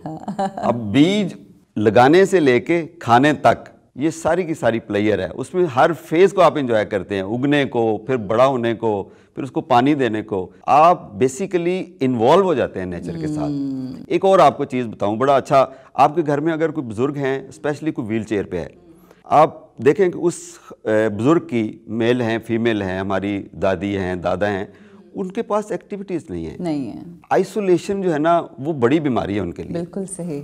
अच्छा, आप उनको टेबल पे के ऊपर एक कंटेनर रखें, मिट्टी डाल के انہیں کہیں کہ ماں جی یہ تھوڑے سے بیج ہیں آپ اس کے اندر لگائیں. ٹھیک ہے. اور جس سے ہم چھوٹے بچوں اپنے بچوں سے کرواتے ہیں یہ کام, ان کو ایک ایکٹیویٹی مل جائے گی. بالکل. اچھا اس دوران نا دیکھیں سبزی اگنا, خود کھانا, اس کے اکنامیکل کہ آپ بازار سے نہیں لا رہے, پیسے کی بچت, اس کو سائڈ پہ رکھیں. آپ ان ماں جی کے چہرے پہ وہ جو سیٹسفیکشن ہے جو پلیئر ہے نا, آپ اس کو جج کیجئے. بالکل ٹھیک. آپ کو جواب مل جائے گا کہ کچن گارڈننگ یا گارڈننگ کا سب سے بڑا فائدہ کیا ہے. وہ جو ایک کسی کے چہرے پہ مسکراہٹ کا باعث بن جائے, ان کو کام پہ لگا دے, وہ اپنے آپ کو انڈیپینڈنٹ محسوس کریں. وہ اگلے دن اٹھیں گی اور کہیں گی کہ مجھے ذرا باہر بالکنی تک لے جاؤ, میں نے وہ دیکھنا ہے کہ وہ اگا ہے کہ نہیں ہوگا. پھر اس کو کہیں اس کو کسی چھری کانٹے سے پکڑ کے گوڈی کر دیں, وہ خود پانی دیں گی. آپ کی ورز ختم ہو جائیں گی کہ ان کو ایکٹیویٹی آپ نے دے دی. ہاؤ یور چلڈرن فیل, مطلب بچے آپ کے جب بچوں نے لگانا شروع کیا اور جب وہ گرو کرتے ہیں اور کسی کا پھول نکل آیا, کسی کی گاجر مولی کوئی بھی چیز نکلی, تو بچوں کا کیا ہے احساس؟ جب بچے گارڈننگ کرتے ہیں نا میرے ساتھ, تو شاہ صاحب کہتے ہوتے ہیں کہ یہ ایکسٹینشن جو ہوتی ہے نا, یہ اٹ از اے سیٹسفیکشن. تو مجھے وہ اپنی ایکسٹینشن فیل ہوتی ہے کہ مجھے گارڈننگ کا شوق ہے اور یہ بہت اچھا ہے, اور بچوں میں بھی یہ منتقل ہو گیا, وہ کرتے ہیں تو آئی انجوائے مور. بالکل. اچھا ایک اور بڑی اہم بات جو میں آپ سے پوچھنا چاہتی ہوں, یہ کہ آج کل ہمارے بچے جو ہیں وہ تو آئی پیڈ اور آئی فون اور فونز کے اندر جو ہیں وہ گم ہو گئے. آپ کو لگتا ہے کہ اگر ہم اپنے گھر کے اندر یہ گارڈننگ کا سلسلہ پروموٹ کریں تو یہ ایک اور بہترین آلٹرنیٹیو ہوگا بچوں کے لیے, انسٹیڈ کہ they sitting on T V, in front of T V اور having iPads in their hands, اور اس کے مقابلے میں؟ ایگزیکٹلی. دیکھیں ٹیکنالوجی کا استعمال ضروری ہے, آپ بچوں کو اس سے دور نہیں رکھ سکتے, بٹ جو گارڈننگ جیسی ہیلدی ایکٹیویٹیز ہیں it can reduce their screen time. میرے بچوں کا جو اسکرین ٹائم ہے پہلے وہ ہاف این آور تھا, پھر ہم تھوڑا بچے بڑے ہوئے, بڑی کلاسز میں ان کی ریکوائرمنٹ تھی, تو وہ اب 1.5 گھنٹے تک چلا گیا. صحیح. اس کے بعد وہ خود ہی چھوڑ دیتے ہیں because they have an alternate. وہ کہتے ہیں چلیں جی گارڈننگ کرتے ہیں, بابا وہ بیج لگانے تھے, ہم گارڈننگ کے اوپر ویڈیوز میں بچوں کو بٹھاتا ہوں, وہ میرے سے کوشچن کرتے ہیں, اچھا بابا پالک کیسے لگتی ہے, لگا کے بتائیں, اچھا بابا ایسا کیسے ہوتا ہے. ہماری جوکس بھی گارڈننگ سے ریلیٹڈ ہوتے ہیں. ہاں جی ایسا ہی ہے ظاہر ہے, مطلب پورے گھر میں. اچھا آپ کی مسز کا کتنا انٹرسٹ ہے اس میں؟ مسز کا سب سے بڑا انٹرسٹ یہ ہے اور کنٹریبیوشن کہ وہ ہمیں کرنے دیتی ہے. بالکل صحیح بات, پورا ٹائم دیتی ہے. اچھا تو وہ کہ آپ کریں آرام سے, اور اپریشیٹ بھی کرتی ہیں. اپریشیٹ, ہاں جی, تو appreciation is very very important. اچھا گرین گارڈنز کے حوالے سے اگر ہم جاننا چاہیں تو اس کو اسٹارٹ کرنے کا کیا مقصد تھا؟ ٹھیک ہے لوگ گارڈننگ کرتے ہیں بچوں کی حد تک, بٹ اس کو لوگوں کے ساتھ شیئر کرنے کا کیا ریزن تھا؟ گرین گارڈنز بھی ایک ایکسٹینشن ہے میری. اچھا. بیسیکلی جب میں خود کرتا تھا نا تو مجھے دوستوں نے کہا یار آپ اچھا شوق ہے, جو ہمارے گھر میں آتے تھے وہ دیکھتے تھے جی اپنی سبزیاں اگائی ہوئی ہیں, پھول بھی اگائے ہوئے ہیں, کہتے یار ہمیں بھی بتائیں. اب آپ پرسنلی کتنا بریف کر لیں گے. اچھا لوگوں نے, دوستوں نے مجھے موٹیویٹ کیا کہ جی آپ فیس بک پہ گروپ بنائیں, آپ یوٹیوب چینل بنائیں, چھوٹے چھوٹے کلپس ہیں جو آپ کر رہے ہوتے ہیں اس کو ریکارڈ کر لیں اور دکھا دیں, کتنے لوگوں کو فائدہ ہوگا. اچھا جب میں نے یہ تھوڑا سا ایکسپیریمنٹ کیا تو اس کی بہت اچھی فیڈ بیک آئی, پازیٹیو, دیٹ واز انکریجنگ. تو پھر میں نے پراپر اس کا فیس بک کا گروپ بنایا گرین گارڈنز کے نام سے. ابھی کوئی 2 لاکھ کو ٹچ کرنے والے ہیں اس کے جو ممبرز ہیں اور ایکٹیو ممبرز ہیں, اس کے اوپر بہت اچھے اچھے کوشچنز کرتے ہیں, بہت اچھے سے. اچھا ان کے کوشچن سے میں سیکھتا ہوں. اب ایک ایسی چیز ہے جو انہوں نے کوشچن کر دی, مجھے نہیں پتا, اب میں اس کو ایکسپیریمنٹ کرتا ہوں. میں نے کتابوں سے زیادہ نا اپنے ایکسپیرینس سے سیکھا ہے. پودے کو اگایا, وہ نہیں اگا, مر گیا, اب میں اس کی ریزن ڈھونڈوں گا, دوبارہ وہی پودا لایا, اس کو اگایا, اب یہ صحیح چل گیا ہے, اب میں اپنے ایکسپیرینس سے بتاؤں گا کہ پودا مرتا کیسے ہے اور زندہ کیسے رہتا ہے. بیوٹیفل. اچھا میں یہ پوچھنا چاہوں گی آپ سے جاوید صاحب کہ یہ جو تمام چیزیں آپ بتا رہے ہیں نا, یہ it requires a lot of patience, بہت صبر کی ضرورت ہوتی ہے کہ پہلے آپ بیج لے کر آئیں, پھر آپ اس کو لگائیں, پھر آپ اس کی گوڈی کریں, پانی دیں, شیلٹر دیں, ہوا, ایوری تھنگ جو بھی اس کی ریکوائرمنٹ ہے, پھر جا کے کچھ عرصے کے بعد جو ہے آپ کو رزلٹ. تو یہ پیشنٹ لوگوں کا کام ہے یا ادھر تھوڑا سا دیکھیں آپ نے نا وہ عقدہ حل کر دیا ہے. بیسیکلی ہر کوئی چاہتا ہے کہ میرے اندر صبر ہے. اگر گارڈننگ یا کچن گارڈننگ آپ کو صبر دے رہی ہے اور آپ کی کنکلوژن ہی یہ ہے کہ it requires patience, that means یہ آپ کو صبر اور پیشنس دے رہی ہے, وائی ناٹ ٹو اسٹارٹ. تو اس بیوٹیفل. تو اس کا مطلب یہ ہے کہ یہ مہینہ جو بہت بابرکت مہینہ ہے، رمضان کا مہینہ ہے، جس میں ہم کوششیں کر رہے ہوتے ہیں کہ ہم صبر، پرہیزگاری، تقوی اختیار کر سکیں. تو یہ جو شوق ہے جو کہ ہمیں ایک تو ہیلتھ کی طرف لے کر جا رہا ہے، دوسرا ہمارے اندر پیشنس لے کر آ رہا ہے، تیسرا یہ کہ ہماری سراؤنڈنگ کو خوبصورت بنا رہا ہے. تو اس کے فائدے ہی فائدے ہیں، اور یہ شوق جو ہے یہ ہمیں ایک بہتر انسان اور بہترین زندگی گزارنے کی توفیق عطا فرما سکتا ہے. اینی تھنگ جو آپ دیکھنے والوں سے کہہ رہے ہوں، جو یہ کچن گارڈن اور گارڈننگ، پھولوں سے محبت کے حوالے سے کچھ جاننا چاہیں، اینی لاسٹ ورڈز؟ رمضان کا مہینہ ہے نا، جب ہمیں افطاری سے تھوڑا پہلے کا جو مشکل وقت ہوتا ہے، جب پیاس بھوک لگ رہی ہوتی ہے، آپ اس ٹائم پہ جا کے گارڈننگ شروع کر دیں. بیوٹیفل. آپ کو اذان ہی وہاں پودوں کے ساتھ آئے گی، تو وہ بھی بیگم کی بھی آواز آئے گی. آپ جو باہر کھڑے ہوئے ہیں نا، ذرا اندر آ کے میرے ساتھ پکوڑے نکالیں. ایسا ہوتا ہے کہ چھوڑ دیں، ابھی آپ نے ہاتھ بھی دھونے ہیں، آپ کے ہاتھ بھی گندے ہیں، آ جائیں، ابھی پکوڑے بھی تیار ہیں. اور پکوڑے بھی وہ تیار ہوتے ہیں جو اپنے گھر کے ہوتے ہیں، اپنے گھر کی مولیاں، گھر کے بینگن، گھر کے پالک کے پکوڑے جو ہیں. وہ جی کیا بات ہے، ایکسلنٹ جی. بہت اچھا لگا جاوید صاحب آپ سے گفتگو کر کے، اور مجھے بھی بڑا موٹیویشن ملی. اور میرا خیال ہے کہ سب سے زیادہ جو مجھے بات اچھی لگی وہ یہ کہ اپنے بچوں کو ایک آلٹرنیٹیو ہم نہیں پرووائڈ کرنا ہے. ہم یہ تو ہر وقت کہتے ہیں کہ آئی پیڈس کو ہاتھ نہ لگاؤ یا ٹی وی کے سامنے ہر وقت نہیں دیکھو، مگر اس کا آلٹرنیٹیو ہم کیا دے رہے ہیں. And I think this is a beautiful alternative. بہت شکریہ آپ کے آنے کا. تھینک یو جی. آپ لوگوں نے دیکھا کہ اگین وہی والی بات ہے کہ یہ مختلف لوگ ہیں، یہ مختلف شخصیات ہیں جو اپنی اپنی زندگی کے اندر اپنے اپنے انٹرسٹس کو لے کر آگے بڑھ رہی ہیں. اور یہ بھی ایک علم کا ذریعہ ہے، اور یہ ہم جب سنتے ہیں، جانتے ہیں، تو ہمیں آئیڈیاز آتے ہیں کہ کس طرح سے ہم بھی اپنی زندگی میں جتنا آپ نیچر کے قریب رہیں گے، قدرت، فطرت کے قریب رہیں گے، اتنی ہماری زندگیاں خوبصورت، آسان، سہل اور بہترین ہو جائیں گی. جی یہاں پر رکتے ہیں ایک چھوٹے سے وقفے کے لیے، واپس آتے ہیں، گفتگو کو آگے بڑھائیں گے. السلام علیکم ورحمۃ اللہ. رمضان علم ہے، رمضان علم ہے. ویلکم بیک جی. ایک بار پھر آپ سب کو خوش آمدید کہتے ہیں. ہمارا یہ plate form Qasim Ali Shah foundation, جہاں پر آپ کی بہت سارے انسپریشنل پرسنالٹیز سے ملاقات ہوتی ہے.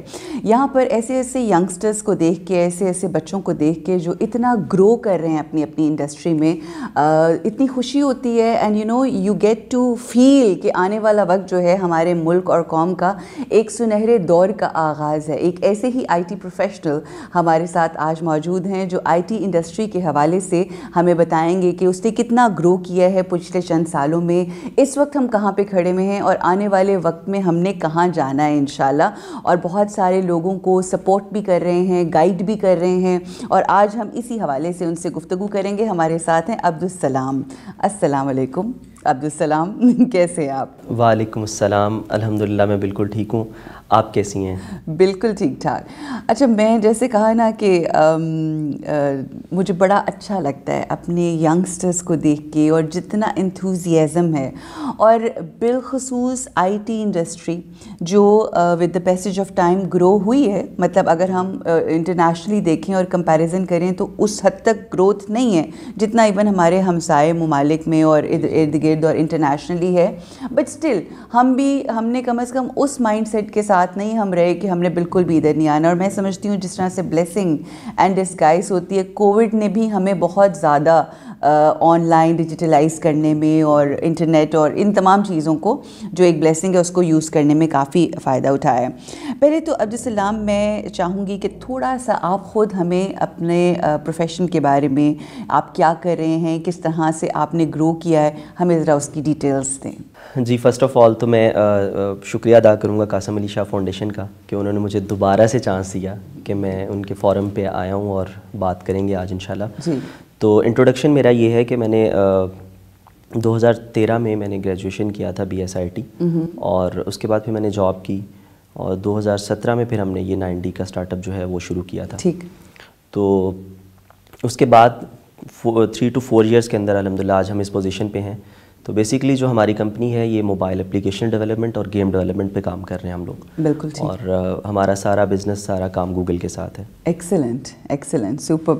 اچھا عبدالسلام یہ بتائیے کہ جیسا کہ میں ہمیشہ اکثر تذکرہ کرتی ہوں کہ جب بھی کوئی ایک ہماری قوم کا رجحان کسی ایک پروفیشن کی طرف ہوتا ہے, کوئی ڈاکٹر بننا ہوتا ہے تو سارے ڈاکٹر, انجینئر تو تمام انجینئرز, پھر ایم بی اے کا ایک موسم اور ہوا چلی تو ہر کسی نے ایم بی اے. تو یہ جو آئی ٹی بزنس میں آپ کے آنے کا تھا, یہ آئی ٹی کی ہوا جو چلی کچھ چند سال پہلے, اس کی وجہ سے یا آپ کا اپنا پرسنل انٹرسٹ تھا, آپ کو لگتا تھا کہ یہ میرا پیشن بھی ہے؟ جی بالکل. اس میں جب ایڈمیشن لینا تھا, میں نے گریجویشن کرنی تھی, تب تو مجھے بہت زیادہ آئیڈیا نہیں تھا. ہمارے ایک ڈاکٹر صاحب تھے, انہوں نے سپورٹ کیا تھا کہ آپ جو ہے نا وہ ایڈمیشن لیں اور آئی ٹی میں چلے جائیں, آنے والا ٹائم اس کا ہے. تو بس یہ سوچ کے آگے تھے. لیکن گریجویشن کے بعد جب میں نے پروفیشنل کریئر کا سٹارٹ لیا اور جاب کرنا شروع کی, تو تب پھر سمجھ آیا کہ نہیں, انڈسٹری جو آئی ٹی انڈسٹری آنے والے ٹائم میں بہت بوسٹ ہوگی اور ہمیں اس میں کام کرنا چاہیے. صحیح. And that was a time when you decided this is what I want to do. بالکل. اچھا, اب آپ اس انڈسٹری میں آ گئے ہیں تو اس اپنے ساتھ ساتھ جو ینگ بچے ابھی گریجویٹس ہو رہے ہوتے ہیں یا ایون پڑھائی کی طرف جا رہے ہوتے ہیں, تو ان کو آپ پروموٹ کرتے ہو اور ان کو گائیڈ کرتے ہو کہ یہ ایک انڈسٹری ہے, کیونکہ جب آپ آئے تو you are uncertain, so you really don't know کہ آنے والے وقت میں کیا ہے. مگر آج اگر ہم دیکھیں اور اتنا کام کر کے چند سالوں میں جو آپ نے ایکسپیرینس گین کیا ہے, we can like you know look through, ہم دیکھ سکتے ہیں کہ آنے والا وقت آئی ٹی ہی ہے اور اس سے آگے ہی آگے کے معاملات ہیں. تو کیا دیکھنے والے بچوں کو کیا پیغام دو گے اس حوالے سے؟ بالکل. ہم نے جب سٹارٹ لیا تھا نا, تو پروفیشنلز بہت ہمیں گرومڈ لوگ نہیں ملتے تھے مارکیٹ میں, تو ہم لوگوں کو ہائر کرتے تھے تو ان کو کام سکھانا ہی پڑتا تھا.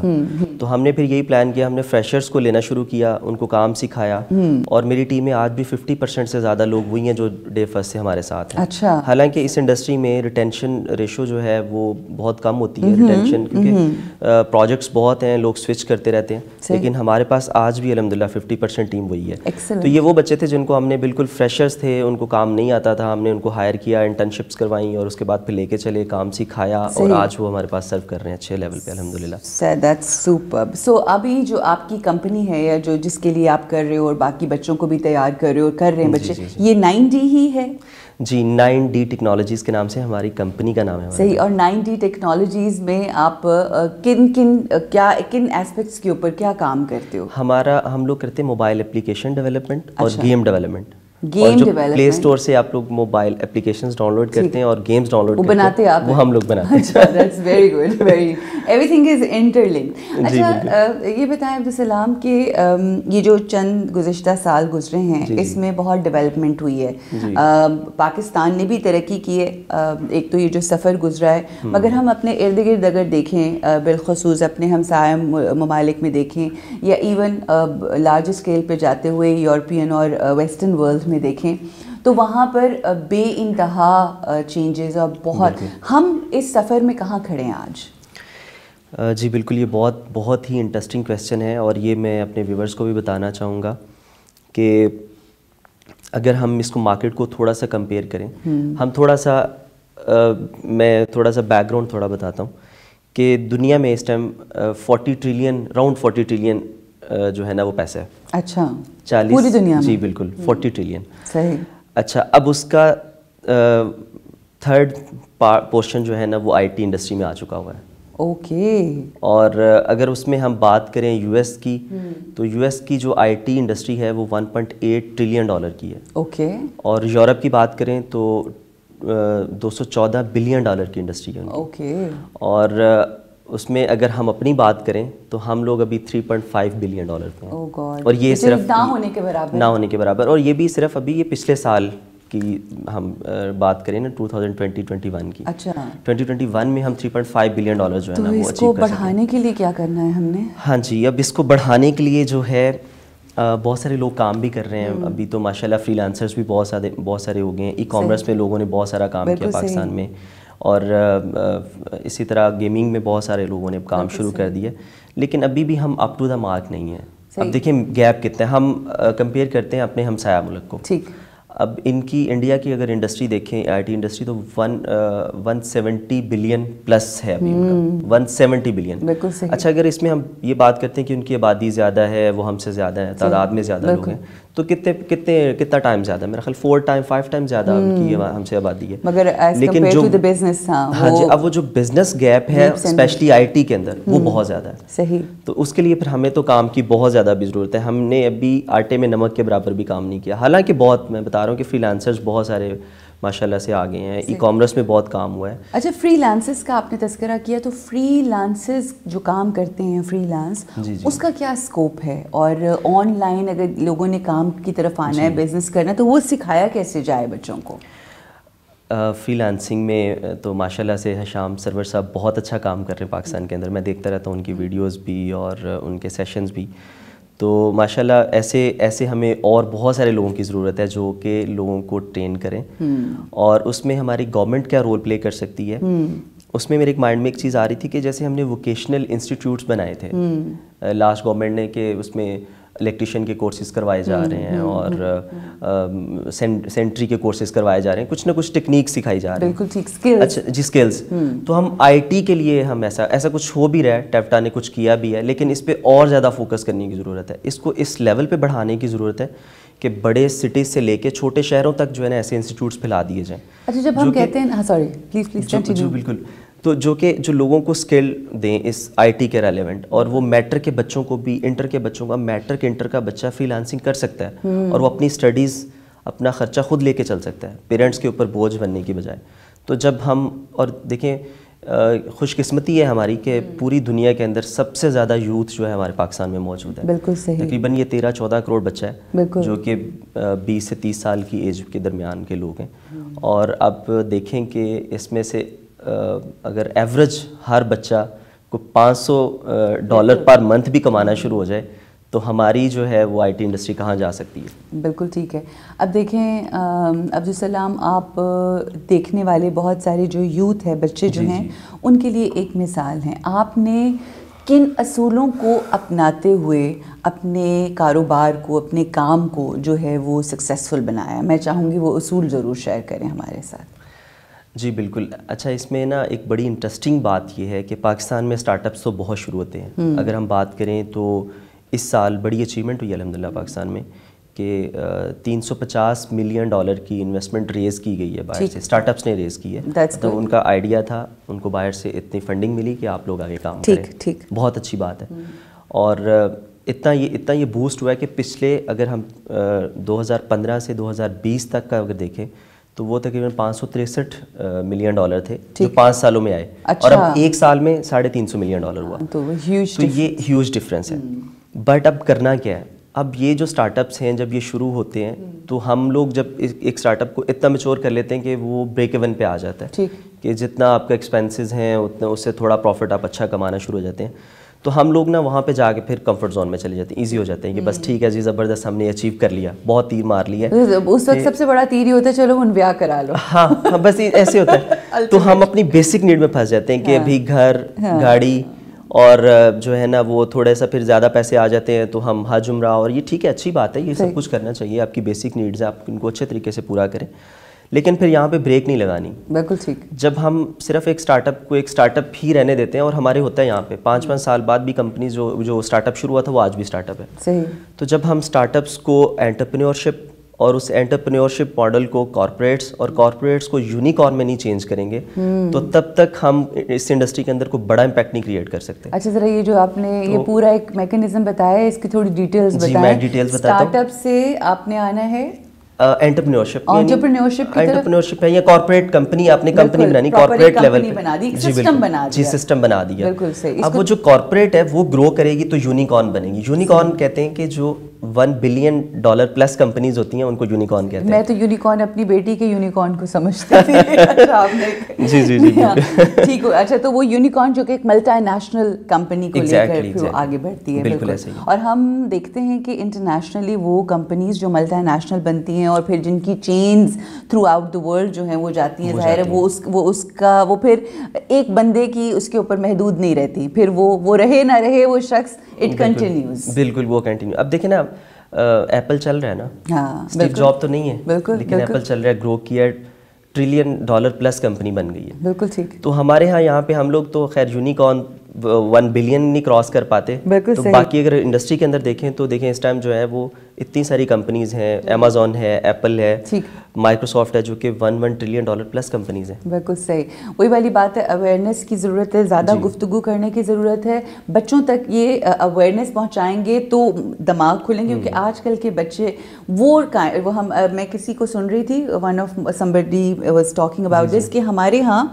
ہم لوگوں کو دیکھنے میں انٹرسٹڈ ہیں, ہم اس چیز میں انٹرسٹڈ ہیں, او واو انہوں نے یہ کر دیا, but I think it's about time for us to give this information and give this awareness to the children کہ آپ نے لوگوں کو نہیں دیکھنا, آپ نے دیکھنا ہے کہ میں نے کیا کرنا ہے, and prepare yourself in a way کہ لوگ آپ کے اوپر آپ کو طرف دیکھیں اور لوک اپ کریں. بالکل ایسے ہے. تو عبدالسلام, آنے والے وقت میں آپ شعور رکھتے ہو, آئی ٹی ڈپارٹمنٹ میں کام کر رہے ہو, آئی ٹی سیکٹر میں, آنے والے وقت میں کیا مستقبل ہے آئی ٹی کا پاکستان میں, اور کس طرح سے ہم اس کو بہتری کی طرف لے کر جائیں؟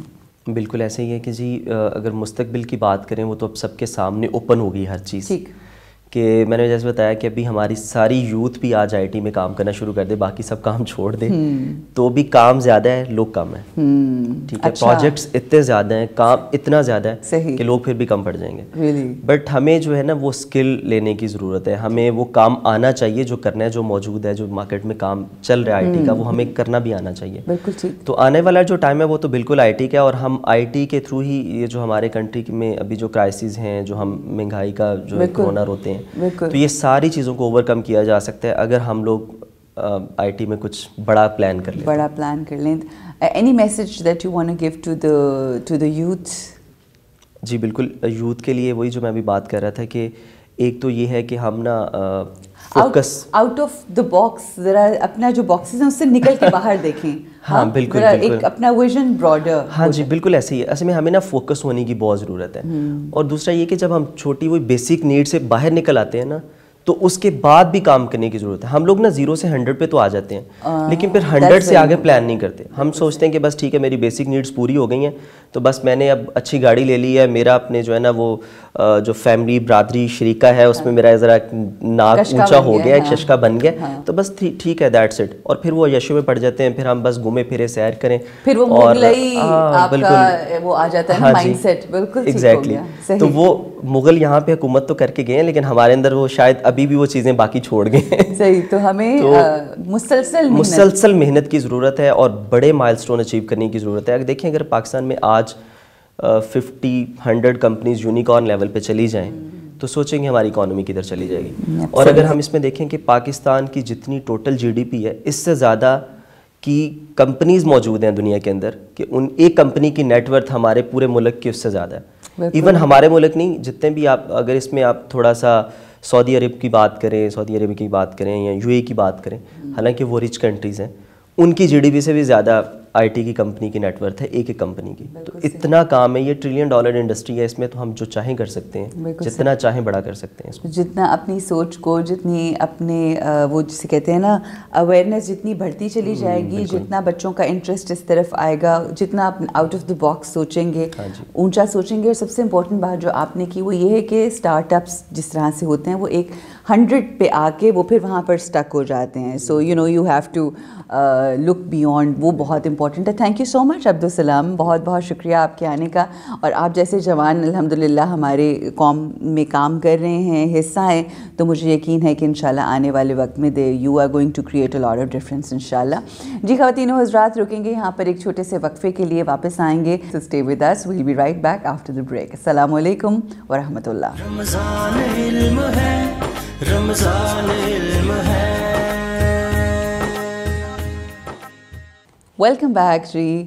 سیگمنٹ ہے بک ریویو کا, اور آج جو کتاب ہم آپ کے سامنے ریویو کرنے جا رہے ہیں, اس سے پہلے اس کا نام آپ کو ساتھ شیئر کرنے سے پہلے میں بتاتی چلوں کہ ہارورڈ جو کہ دنیا کی نمبر 1 یونیورسٹیز میں سے ایک ہے, اس نے ایک ریسرچ کی ہے, اور اس میں یہ بات بتائی گئی ہے کہ انسان کی ذہانت اور اعلیٰ تعلیم جو لوگ حاصل کر لیتے ہیں, ان کی کامیابی اور خوشحالی کے جو چانسز ہوتے ہیں وہ 15% ہوتے ہیں, اونلی 15%. اب یہ بات جب میں نے سنی اور جب مختلف لوگ سن رہے ہوں گے تو بہت حیران ہوں گے, پریشان ہوں گے کہ اصل میں دنیاوی کامیابی جو ہوتی ہے وہ تو اعلیٰ تعلیم اور اسی چیز کی ضمانت ہوتی ہے کہ آپ ذہین کتنے ہیں, کتنے بریلینٹ اسٹوڈنٹ ہیں, کتنا اپنے کلاس میں اچھا پرفارم کر رہے ہیں, جبکہ جو دنیاوی بنیادی اصول ہیں, دنیا کے لحاظ سے جو بنیادی اصول ہیں جو بتائے گئے ہیں وہ بالکل اس کے اپوزٹ ہیں. چند ایسے اصول کہ جو انسان کو کامیاب کرتے ہیں, وہ ایسے اصول جو انسان کو دائمی جسے کہتے ہیں نا خوشیاں بھی فراہم کرتے ہیں, کیونکہ اکثر ہم دیکھتے ہیں کہ وہ لوگ جو بہت زیادہ ذہین ہوتے ہیں, پڑھ لکھ کر ایک بہت بڑی پوزیشن پر بھی آ جاتے ہیں, مگر ان کو بھی جب ہم ذرا ان کی زندگیوں کا جائزہ لیں, مشاہدہ کریں, تو آپ کو اس بات کا احساس ہوتا ہے کہ وہ در حقیقت کامیاب نہیں ہیں. پروفیسر ارشد جاوید صاحب جو کہ پاکستان کے ایک بہت ہی مشہور و معروف ماہر نفسیات ہیں, انہوں نے 3 ڈفرینٹ جو اینگلز ہیں ان کو بہت زیادہ اہمیت دی ہے, اور انہوں نے بہت زیادہ لکھا ہے ان 3 چیزوں کے اوپر, جس میں ایک ہے وہ بہت زیادہ سیلف ہیلپ کے حوالے سے لوگوں کی مدد کرتے ہیں. کیونکہ ماہر نفسیات ہیں تو لوگوں کی نفسیات کو جانتے ہیں, تو ان کی نفسیات کو ذہن میں رکھتے ہوئے انہوں نے جو کتابیں لکھیں وہ لوگوں کو بہت زیادہ ہیلپ آؤٹ کرتی ہیں. اور اسی کے ساتھ ساتھ جو ان کی پرسنالٹی ڈیولپمنٹ ہے, ہم وہی والی بات نصابی کتابیں پڑھ کے تو بہت زیادہ گروم بھی کر جاتے ہیں, بہت زیادہ نمبر 1 بھی آ جاتے ہیں, مگر یہ پرسنالٹی ڈیولپمنٹ جو ہے یہ کس قدر قیمتی چیز ہے, کس قدر اہم چیز ہے, اس کے اوپر ہمارا فوکس نہیں ہوتا. اور انسانی نفسیات پہ بہت کام کر رہے ہیں جاوید صاحب, پروفیسر ارشد جاوید صاحب. انہوں نے ایک کتاب لکھی جس میں کامیابی کے اصولوں کا تذکرہ کیا. یعنی اس کتاب کو اگر آپ اس کا ٹائٹل دیکھیں تو وہ ہے ہی یہ کہ کامیابی کے کیا اصول ہوتے ہیں. اس میں جہاں پر انہوں نے یہ بتایا ہے کہ کامیابی کے کون کون سے اصول ہیں, وہاں پر اس دنیا میں جتنے کامیاب لوگ رہے ہیں ان کی زندگی میں جو حالات اور واقعات رہے وہ بھی اس کتاب میں شیئر کیے گئے ہیں. کامیابی کے اصول اگر آپ جاننا چاہتے ہیں تو یہ کتاب جو کہ لکھی ہے پروفیسر ارشد جاوید نے, یہ پڑھنا بے انتہا ضروری ہے تاکہ آپ جان سکیں کہ دنیاوی لحاظ سے جو لوگ کامیاب ہوتے ہیں ان کی کیا ایسی پرسنالٹی ٹریٹس ہوتے ہیں, کیا ایٹریبیوٹس ہوتے ہیں جن کو اپنی زندگی میں شامل کیا جائے. تو یہ تمام آفاقی اور حقیقی اصولوں پر مبنی ہے یہ کتاب, جس کا نام ہے کامیابی کے اصول. خواتین و حضرات, یہ ایک اور ہم نے آپ کو نسخہ دے دیا کامیاب ہونے کا, اور روزانہ یہ جو ہم آپ کے ساتھ کتابیں شیئر کرتے ہیں آپ پڑھ رہے ہیں اور پازیٹیو رسپانس کر رہے ہیں, اور اسی طریقے سے جب آپ اپنے آپ کو انڈلج کریں گے ان خوبصورت کتابوں میں, نیگیٹو انفارمیشن لینے کی بجائے آپ یہ پازیٹیو انفارمیشن لیں گے تو آپ ایک بہترین زندگی گزاریں گے. اور یہی مقصد ہے ہمارا, یہی مقصد ہے قاسم علی شاہ فاؤنڈیشن کا. یہاں پر ہم آپ سے اجازت چاہتے ہیں اس یقین کے ساتھ کہ آپ اپنی زندگیاں بہترین اور خوبصورت گزاریں گے. اپنا بے انتہا خیال رکھیے. السلام علیکم ورحمۃ اللہ وبرکاتہ.